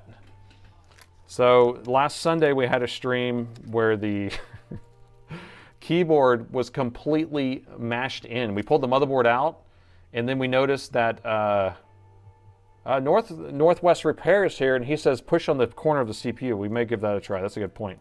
The whole keyboard, or the motherboard, is bowed out, and then we look at the keyboard and it's completely bent in. So yeah, we will try the CPU trick in a second. Let me just try doing this. And then I've also done it where I heat the back of the CPU and it turns on sometimes, so we can try that. But 3.6, we're getting enough current. Hold on, let me put a screw in here. I hate when I flip this over and I don't have a screw in here. Bent keyboard hardcore. Yeah, it was hardcore. He went total Fonzie. Annihilation Fonzie on it. The friend did it, I know. The friend did it. We won't blame it on him. It was actually, the friend broke the jack, but I talked to the dad, it was the son's computer, and the son got mad at a video game years ago or whatever, and that's when it bent the keyboard, but it was unrelated to the problem that was later on, so. Okay, so everyone shout out to Northwest Repair. He is in his house. I did notice that you were on the stream the other night, but I didn't notice that you were in the stream the other night, but when I rewatched the stream, I saw you on there, and then you've been putting me in your videos. Northwest Repair's here. Next thing I know, you're going to be putting that in there. Okay, so we're turning it on again. We got 60. What? That's different. That's different, right? 3 amps? But we still have a blink code. All right, so never mind. 1, 2, 3. 1, 2, 3, 4, 5, 6, 7. I'm going to throw this thing across the room. All right, so let's do the old CPU pressure trek. Should I just press on the back of this? Because I'm going to have to pull the thing apart to press on the side of the CPU. That there CPU is underneath that down there heatsink, man. If I could boot this on the desk, it'd be a lot easier. I have a test screen. Yeah, let me just boot this on the desk. We'll do that. I have a jack here. I have a test screen. And then I don't have to install it in here every single time. It was the BIOS, correct? Yes? No, it wasn't the BIOS. Because every single thing that we've done so far has changed nothing. You know nothing. I know nothing.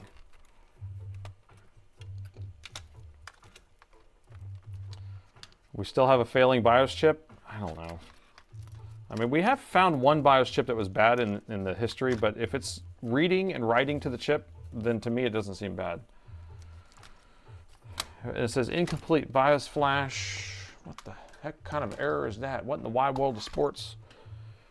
We'll need a power button though. Darn it. Let me get a power button. Do we do physical inspection now? I don't know. Someone needs to keep me honest. Someone needs to tell me. You were watching Northwest Repair earlier? Well, he's in his house. Tony! Tony! A failing capo resistor. Yes. I concur. A single barrel jack. It could be the single barrel jack that's causing it.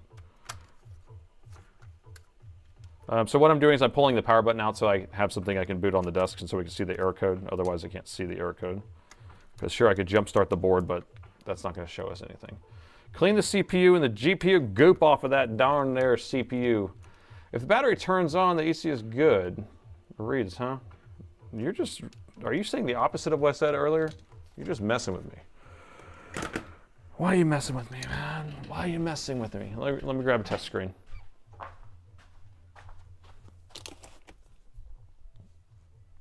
Lines at the bottom. Is this an X17? I believe this is an X17. Yep. All right, so we have a test screen that we can just boot this on the desk. Okay, all right.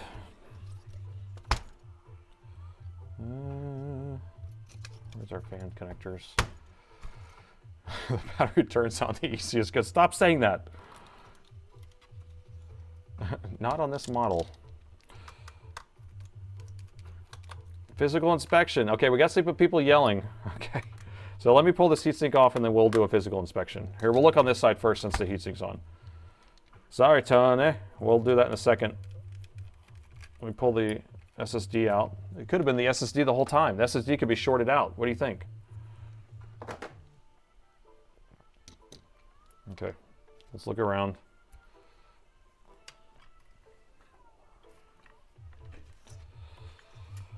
Well, let's do the old gander. Looking around the board for something crazy and messed up.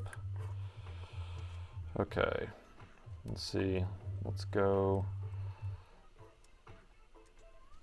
There we go. Focus. I feel like my focus is out. It looks good there. Doesn't look good here. Okay. All right.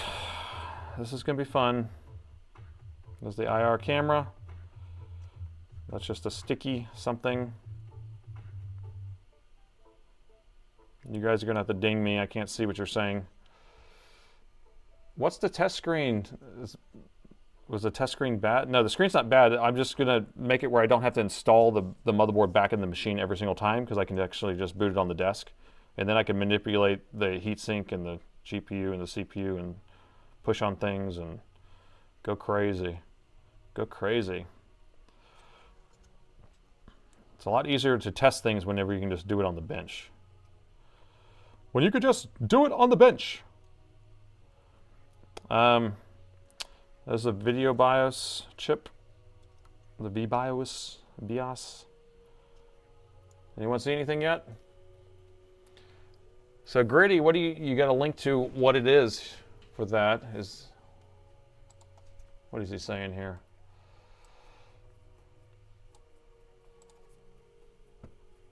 So what is Gritty saying? Okay. Disconnect the power adapter. Battery's fully charged. Computer's running on battery. The battery is more than 5%. It's not in sleep state of hibernation. Some of these things are... Yeah, I mean, all it's saying is this... They compete. No, that's just the status stuff. Okay. All right. You're messing with me. Okay.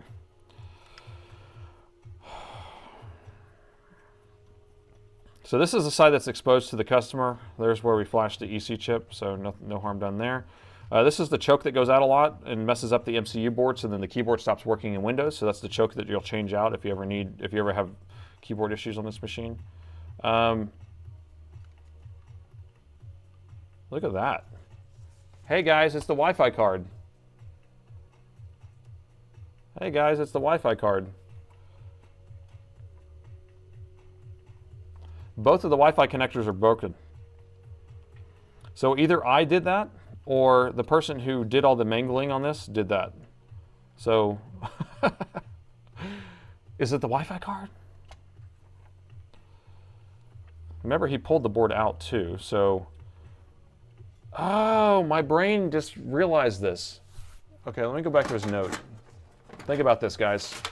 Think about it. So originally he said it was doing a 2.6, and then he's getting a 3.6 now. but he took the motherboard out. So that extra line in there that says, I took the motherboard out, means that he probably made it do a 3.6 by ripping something off the board. What do you think about that? I'm surprised someone else did not come up with that idea.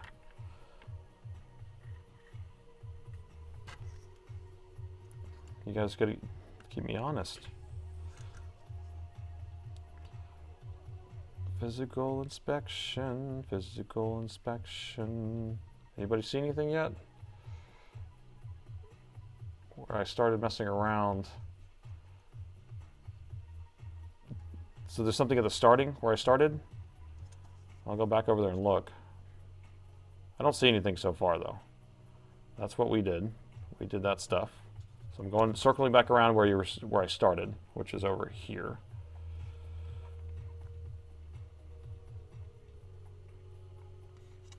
This polarizer makes it hard for me to see through the goggles here.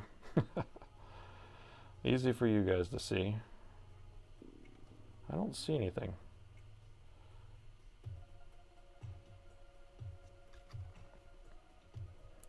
And if we're suspecting a blown chip, it's a broken cap. Something in the data lines probably. I would think so. Desolder the Wi-Fi card. I can just replace the connectors. I'll replace those nipples whenever I'm ready. Whenever I'm ready to do it, I'll do it. But I'm not worried about it right now.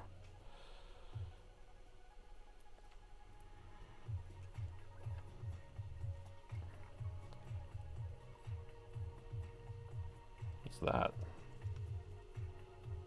Can't tell what that is. What is that? Oh, it's nothing. That's what it is. It's nothing. Okay, let's just flip this thing over. 3.6 means broken Wi-Fi connectors. Oh gosh. I'm telling you, just press down on the CPU. That's all it is.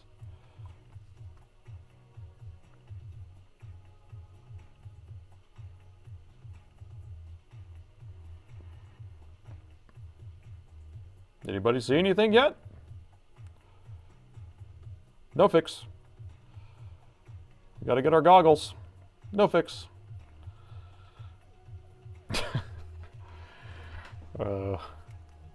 Intermittent BIOS issues. I wanted to see this thing actually post and then not post. I swear it was doing that. I swear, and I shouldn't be swearing.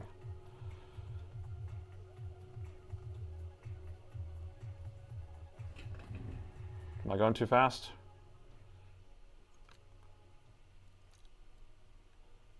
Power management chip, 3 volt, 5 volt power rails, 19 volt power rail, 1.8 power rail, BIOS chip, and we have our data and clock is attached right there. They're still attached, no problem. Or on this side, is it those? Anybody saying anything that's useful? What's a 2.6 chipset error? And then if it turns into a 3.7. And then remember when we held down the controller escape, we got to a 3.4. Okay, well, everything else is under the heatsink over there. And then we're just gonna check over here. And then we'll pull the heatsink off.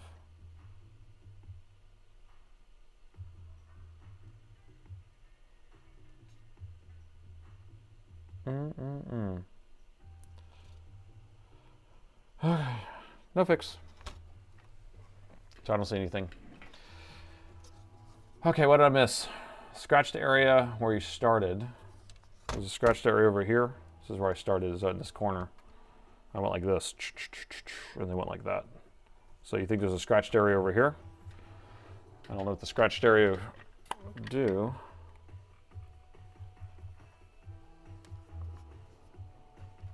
Not a hair. There was just a hair, I think.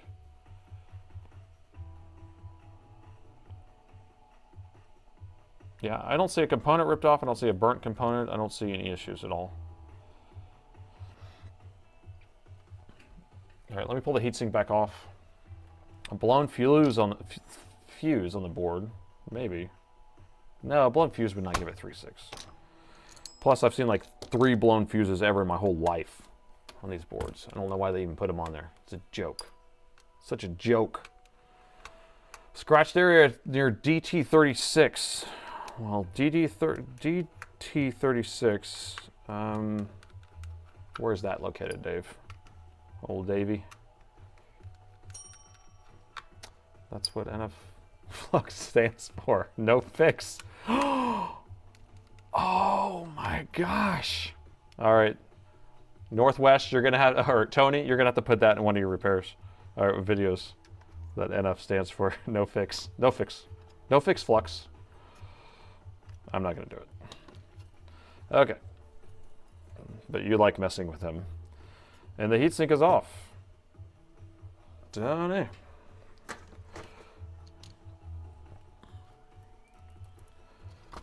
All right, let's just see how this thing heats up anyway when we put it under the thermal camera.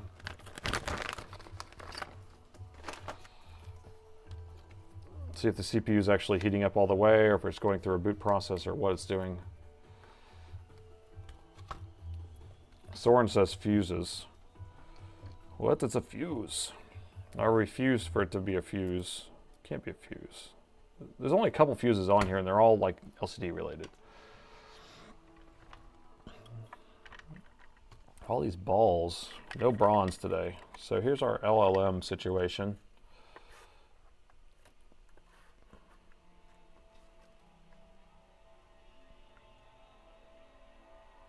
Just want to check to make sure we didn't miss a single drop. I mean, it's all in here. I don't see a single thing going over. I mean, maybe a little over that edge right there.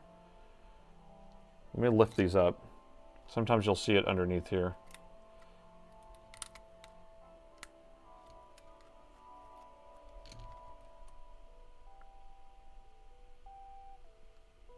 And with chipset, we didn't have a short on the chipset. We tested that.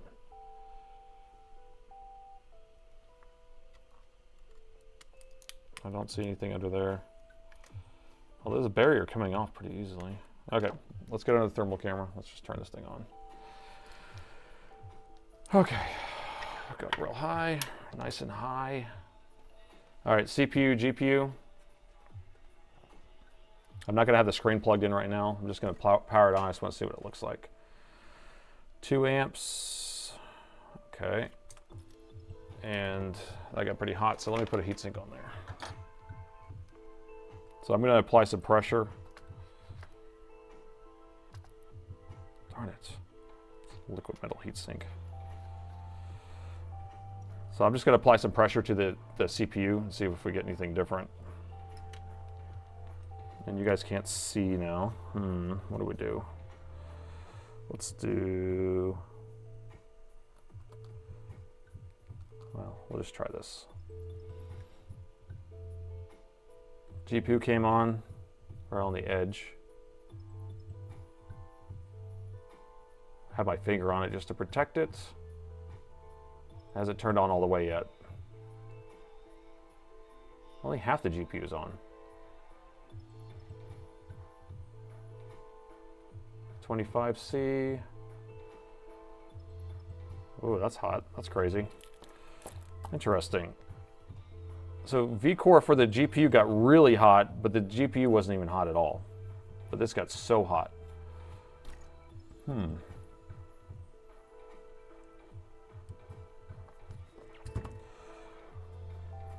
All right, so we're just gonna do a little pressy press here on the edges.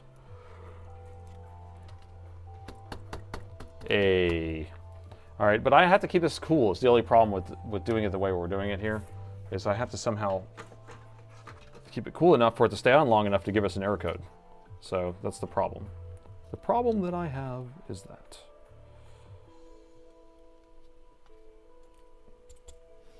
He has hot hands. My fingers are now dirty from touching that damn thing. Don't see any signs of liquid metal anywhere. I know, the LLM situation is under control. Go to BIOS fault. Okay, so you want me to go back to BIOS fault? So you want me to pull the BIOS chip off? You want me to program it? I mean, I can program it with a different BIOS. If there's a chance I put the same BIOS back on that has the same exact error, no. But we can do another one. We can build a brand new BIOS from another board that I have. Although I have a RIP there, we can build a brand new BIOS. Okay. All right, let's turn this back on. So I want to see if we get a 2.7 at least, which would be a screen not plugged in, and then we'll plug the screen in. But if we go straight to the 3.6 again, because what if it's shorting out on the chassis every time I put it back in the chassis? That'd be funny. 1, 2, 3. 1, 2. Okay, so it's doing it. So now we're going to press down right here. And we'll try it again.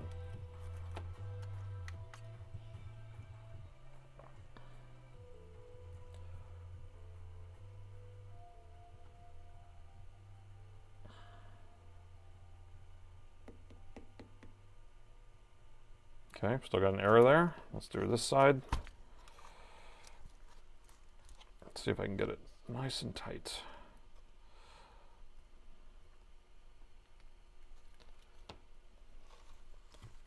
There's no smells coming out of this thing, if you're wondering.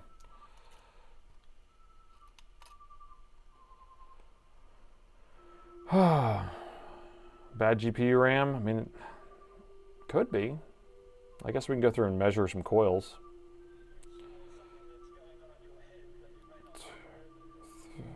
Wait, we only got 2 on that one. Right?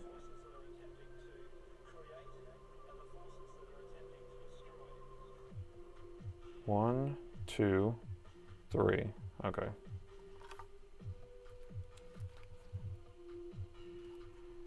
And it's like the CPU is coming on. Like it wants to come on more. I don't know, guys. It has to be a BIOS then. Check the crystal. That's a good point. Duh. That would make 100% sense. Thank you. Finally, somebody with a real idea. Checking the crystal.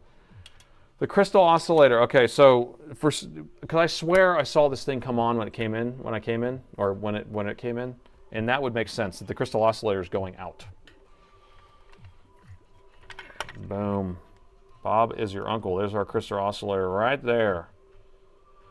Let me get our oscilloscope, bro.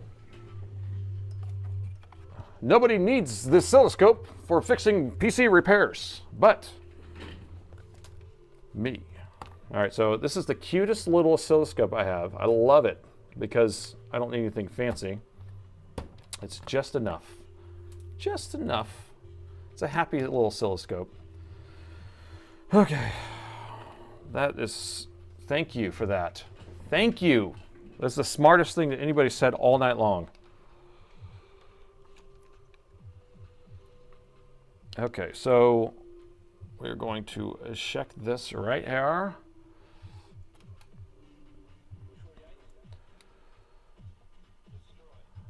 What is that? What kind of signal is that?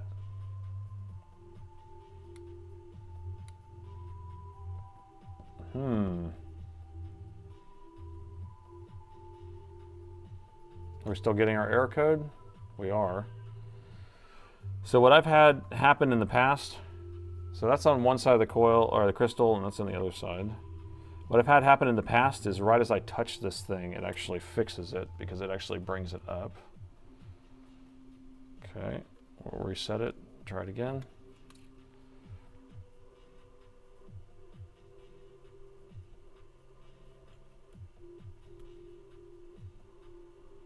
Is it gonna start?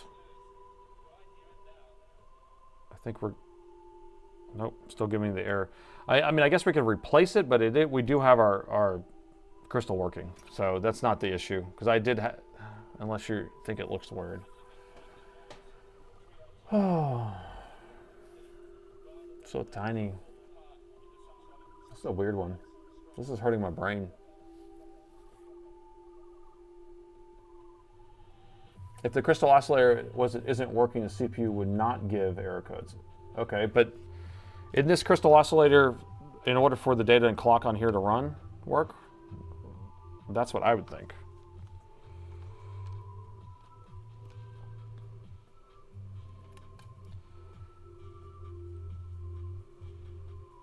We did see something go by for a second. Let me reset this. Now this little oscilloscope is not the best for catching signals or triggering and things like that, so I don't really worry about it. I usually just use the auto button to try to find what it's doing. It did try to read from it for a second, I saw that. Let me do this one. Where we're going, we don't need oscilloscopes. Check the donor board for a signal. That's a smart idea too.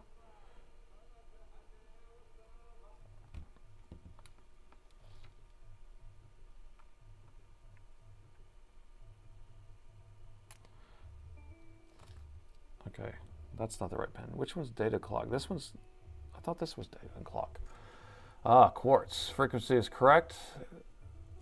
Is the frequency correct? I don't know. I never mess with those. I've never actually had to replace a crystal oscillator for a BIOS chip before. I've always had to do it for the GPU. I've done it many times on the GPU, but never on the thing. Okay, so check to see if the CPU is talking to the BIOS as it powers on. Power it on and wait for its pulses, right? So, and we're talking, so here we go. So if I have it on there right now, I'm gonna plug in the power. Actually, let me reset my thing here. Okay, so I'm going to plug in the power. So I plug in the power, nothing happened. So now I'm going to press the power button. And I thought before we had something. Oh, this is stupid. Now I'm like mad at my oscilloscope. Hold on. Because it's hard to adjust this darn thing. And I thought we had a signal a second ago, didn't we?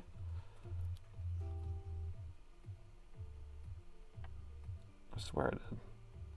Can you tell me the pin out on one of these things? It's 2 and 5. So pin 2 and pin 5. Okay, so pin 5. It's only a pulse at the starting, right? And then it should actually start reading.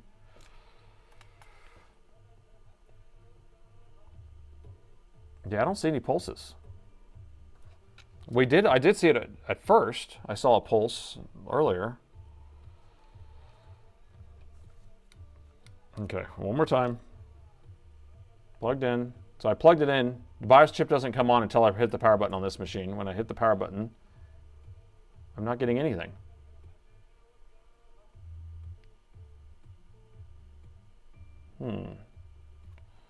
But it does have power, right? Oh, the BIOS chip doesn't have power now. What are we missing? Hold on. Hold on. What in the wild world of sports? Change your scope to roll mode and touch the probe with your finger. Okay, let's see. I don't even know if I have roll mode on this thing. I would just hit auto is what I end up doing. Okay, so we have this is touching my finger on auto. And so now if we touch it onto the pin 2,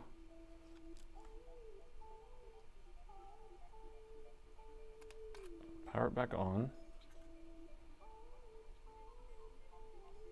Oh, it is on right now. Let me turn it back off.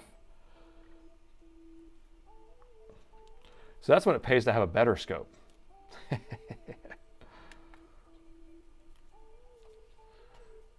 Hey, we got something.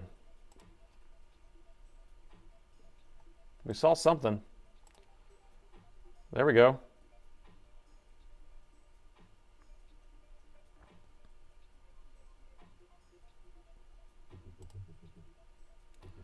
All right, so we definitely had some pulses. Yeah, the BIOS I put on there, didn't clear the service tag out of, so it would have just been a pulled one from another machine that I did a clean ME on. But we can build a whole another one. And we're still getting the error, right? 3.6, still getting the error. I don't have the fans plugged in, so it's getting freaking hot as hell. Let me just do another BIOS on it real quick, just to rule that out, just so we're just like, I at least want to do that, because that's, now it's starting to trick me into thinking that maybe there is a BIOS issue still. So let me just do that, if you don't mind. Try pin, oh, you want it, sorry. Sorry, Tony. I saw that at the last second. Yeah, you want me to check pin 5 also to see if there was a talkback. Okay. The old talkback. You want some back talk? See if that CPU is back talking. Okay, let's do. Okay, so pin 5.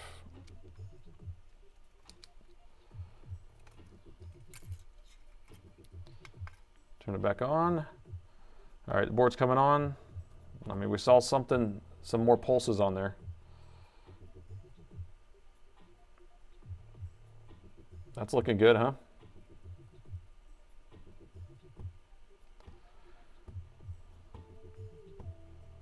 A hard swap of the BIOS chip, if that's what everyone, if it tickles your fancy. So fans are spinning up, and we still have the 3.6 error. So we're gonna go BIOS, I guess.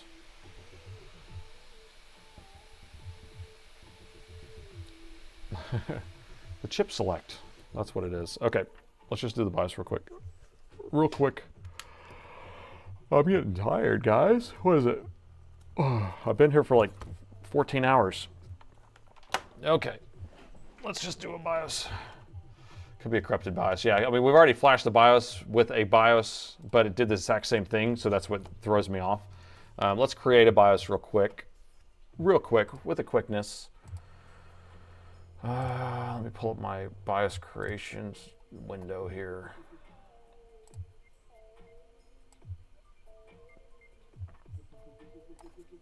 All right.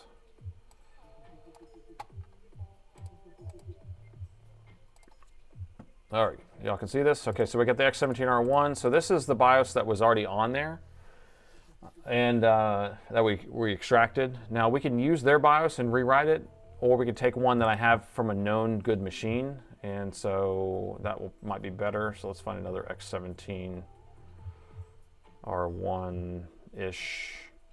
I got lots of R2s in here, tons of R2s.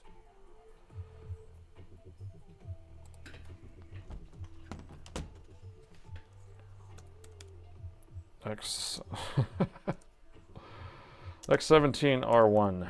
Okay. X17R1 BIOSes. All right, so rip from working board. So this is what I like to start with. So we're going to take this rip from working board version. I'll just move it into the customers folder here. And then now we need to run an ME analyzer on it so we can figure out what version of it is. And what we got, we're doing a ME or a fit tool of 15, ME region of 15. So that's what we need to open. So let's open that. Tools 15. This one, flash tool. Make sure to delete all this stuff out of here. You don't want to have any extra ones that you've been working on.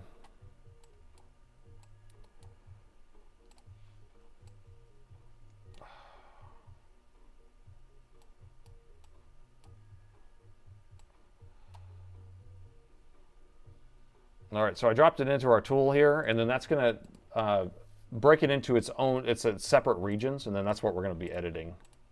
So I'm going to say no there. We're going to save this out so then we can reopen it. X17R1. All right, so now I can close the program. So what this did when we did this is it created a, wherever my folder is. They created a directory that breaks it into a bunch of pieces. So now the extracted BIOS that I had off of a good working board is extracted into a bunch of different regions. We're going to replace the BIOS region and we're going to replace the ME region. So those are the two regions we're going to replace, but what are we going to replace it with? We're going to replace it with a freshly extracted BIOS from Dell, which I already have some of those in here. So we're going to use a, let's see, version 28, that sounds good. So here's a BIOS region from Dell. Ah, we don't have it, darn it. Okay, we can't do it like I was going to say. So this one doesn't extract the same way. So I can't do that. So we're going to have to use an ME. We're just going to have to do the ME clean on it. So we're going to have to find an ME partition that's the same as this. So 15.0.5. So normally, sometimes you can extract them in the BIOS extraction, the different regions, and we can just copy them in there. I can't do that on this one.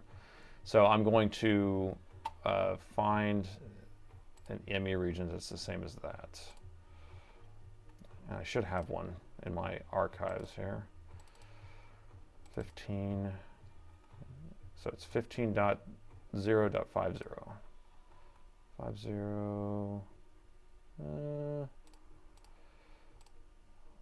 I don't have one of those, but this is close. But we can also just go on the internet and get this. So let's just go on the internet and get that.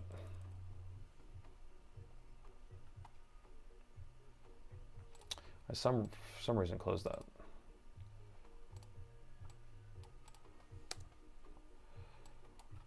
Okay.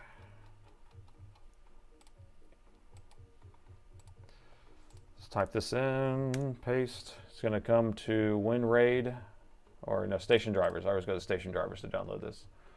And hit download.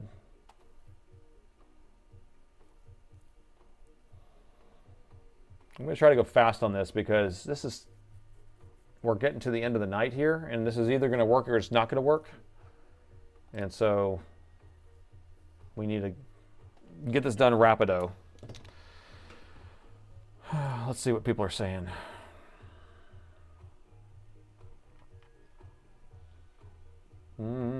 Crazy screen, crazy screen. Nate's exhausted. Yes, I am starting to get very exhausted. Sorry if I start to slow down like that.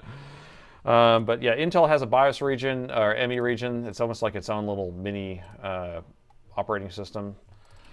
So these are the two, the Corp and the consumer. So we're going to take those and move those into our repository, which is right here.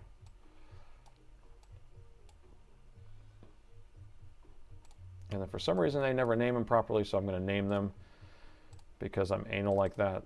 So I'm going to open that, paste this in here, and I'm going to copy this.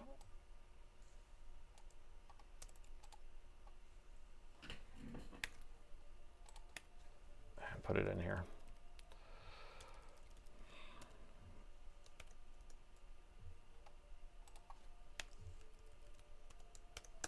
Okay, so now we have it, and we're going to get this one is the one that we want, the consumer one. So I'm going to copy that into our folder that we extracted in our decompose drive here. I'm going to paste it in here. So it's about the same size. You see that we can still see this? Okay. You can see that the ME partition is only 3 megs. This one's 3.7. It's always a little bit bigger, but we need to be named the same thing. So we're going to copy this name right here, and then I usually just gibberish that out and then paste this in there. Oop. And then we're going to remove this other one out of here. Okay, so we did that. So this is going to have a clean BIOS, a clean ME region, but it's not going to be a service tag is going to be still in there, which is fine. And then we can remove that in a second when we're done. So now we can reopen this. Open and 17R1. And what error did we get? Product chipset version does not match. Really?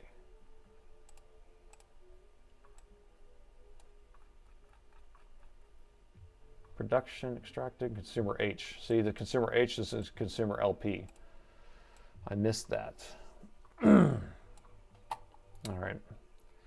So stations drivers doesn't have the right one. Let me just use one of these other ones then. To get us close. We'll just use, we need a consumer H, right? Consumer H. So here's a consumer H that is the right size. We're going to use this one. It's a little bit older, but we should be okay. Let me close this back out. Does everyone know what I'm doing? You kind of understanding?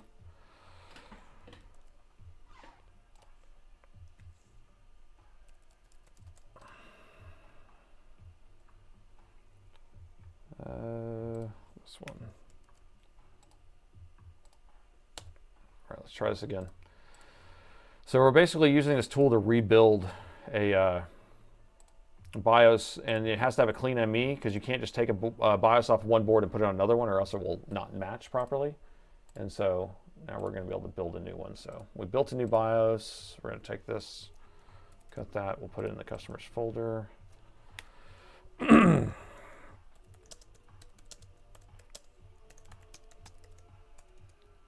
Clean ME. Okay, so this is the file we'll use. Capiche? And then we can just go on bad caps and get one if this doesn't work, I guess. I think it was an issue finding one on bad caps. It was back in the, I can't remember. But I swear I had one that was working. So I usually put the word working on it whenever it is working. All right, let me pull this back up so I can see what you're saying, because I can't see what you're saying. Please get some rest. Am I crashing? I am crashing. Bourbon time. Yeah, I only have like 10 minutes because I have to get home to my kids. So we're going to do this as a last ditch effort, and then we'll see.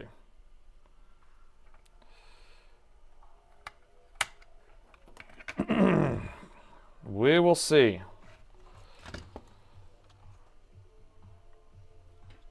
All right.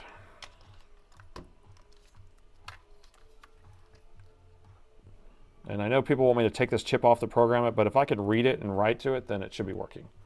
So I don't see what the problem is.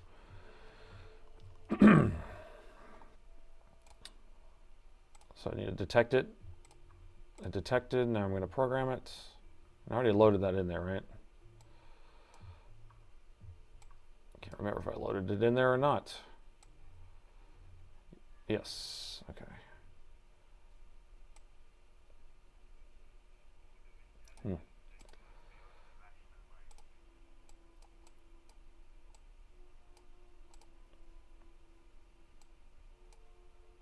Okay, here we go. I need to go home. So I am pulling a known, so it's a known good BIOS region from a known good board. Okay, so or not BIOS region, but image. Okay, so we know that that works. And then all the ME region BIOS repository, those are all good. And so this should work. I don't know. Oh, I am crashing. I can feel it. Getting slower, getting slower, getting slower. What model oscilloscope do you have? It's a cute little guy. What is the model here? It's yellow. The model is yellow. 100 megahertz. I have no idea. Give me a second. I can't really move or it will start over.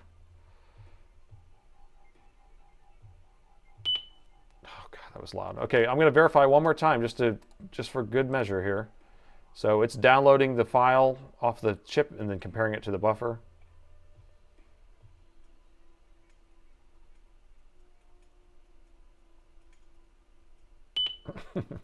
The brand is yellow.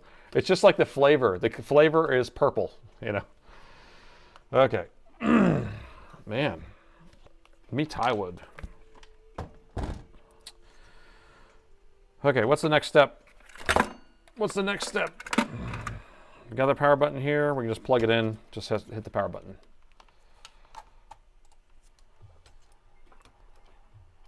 There we go. We didn't even have to reinstall it. I love it. Okay, keep an eye on the power meter. Leave it for another day. I will. I mean, I only have a couple minutes left anyway, so. The flavor is sugar water, purple. Always uncheck status CFG. Really? It adds extra bin file. I've never done that before, ever in my whole life, and I've flashed tons of these things before.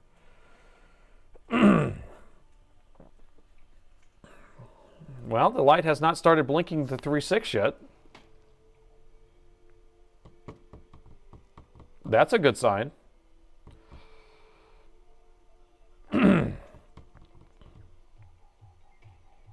But it is just hanging at 2.81 amps. That's not a good sign. Don't jinx it, man. Don't jinx it. Oh, gosh. Oh, let me drink some water. I haven't had any water this whole stream, I don't think. No fans. You're right. The fans are not on.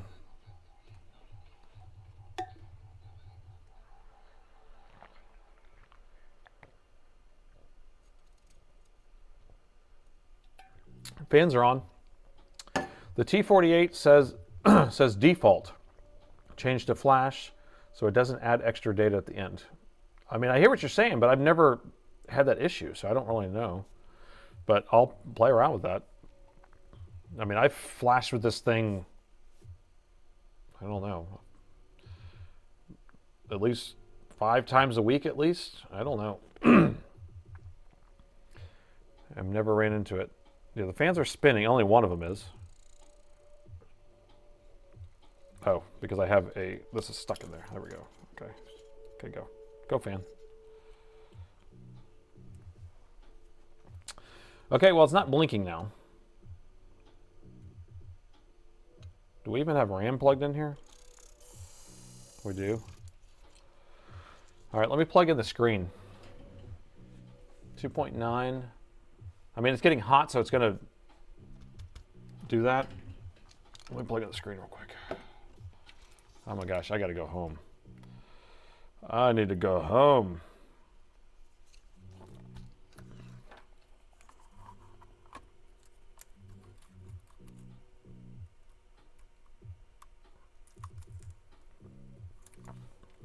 But I would love to save another laptop. Okay.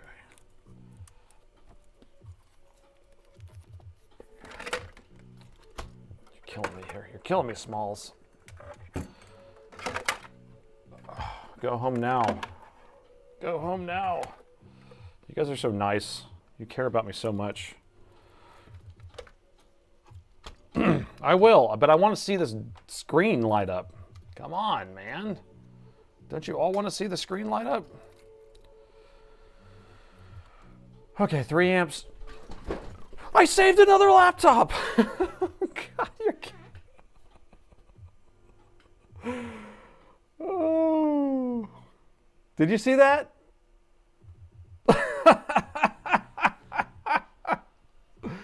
What the what the what the what? This should have been fixed an hour ago. Why? Why? Okay. Oh my gosh.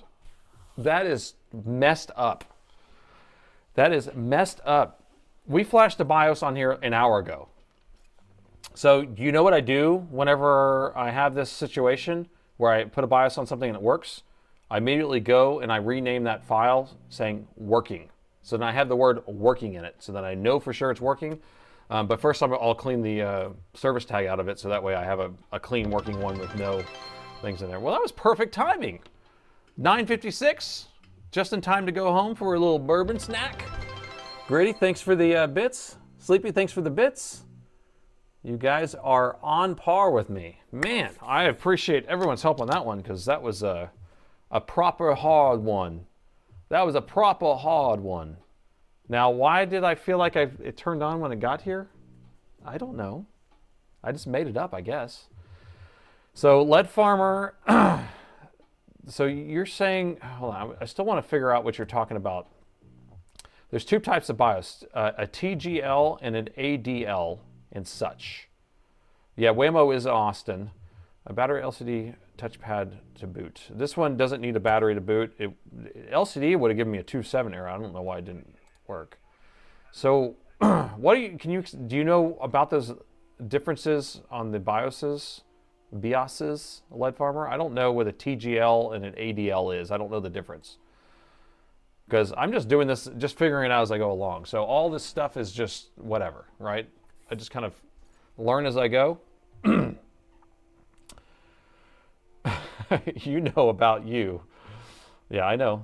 It's Blanton's time. I don't have any Blantons though, but I know that you just got a case. Montgomery just got a case of that Blanton stuff. Lucky. Okay. Oh, Tiger Lake and Anchor Lake CPUs. 2 BIOSes from the EC extracted. That's right. Okay.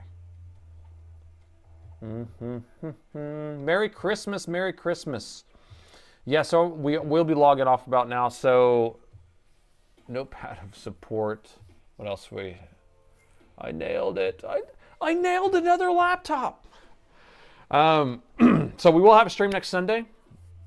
It's gonna be kind of a fun one. So I'll probably just fix another machine. That's what's fun about it. But then there's a charity stream going to be going on at the exact same time. JFix and all the crew, Rossi Ross and Ace and who else?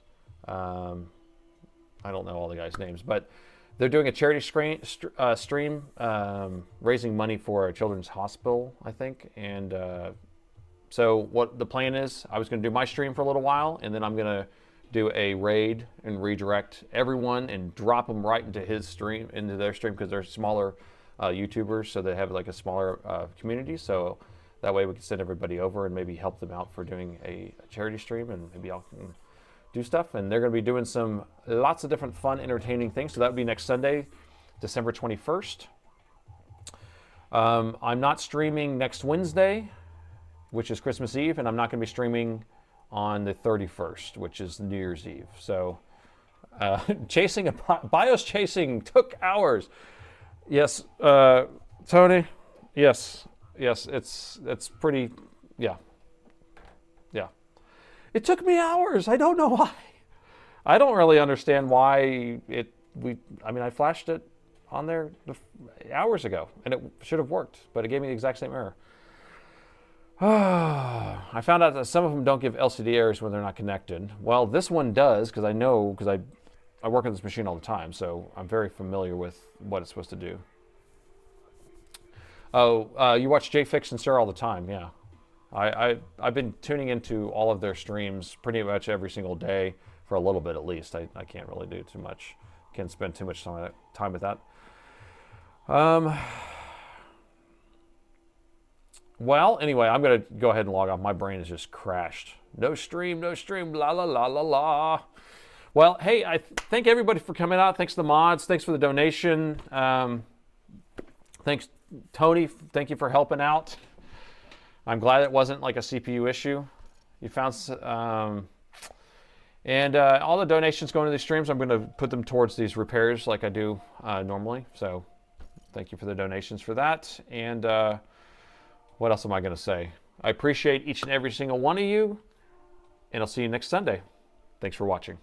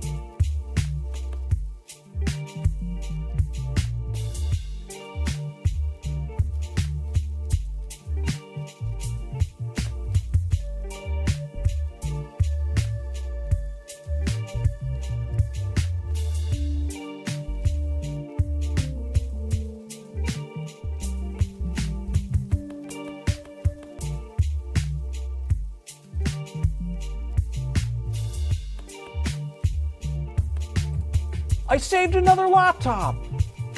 Thanks for watching, everyone.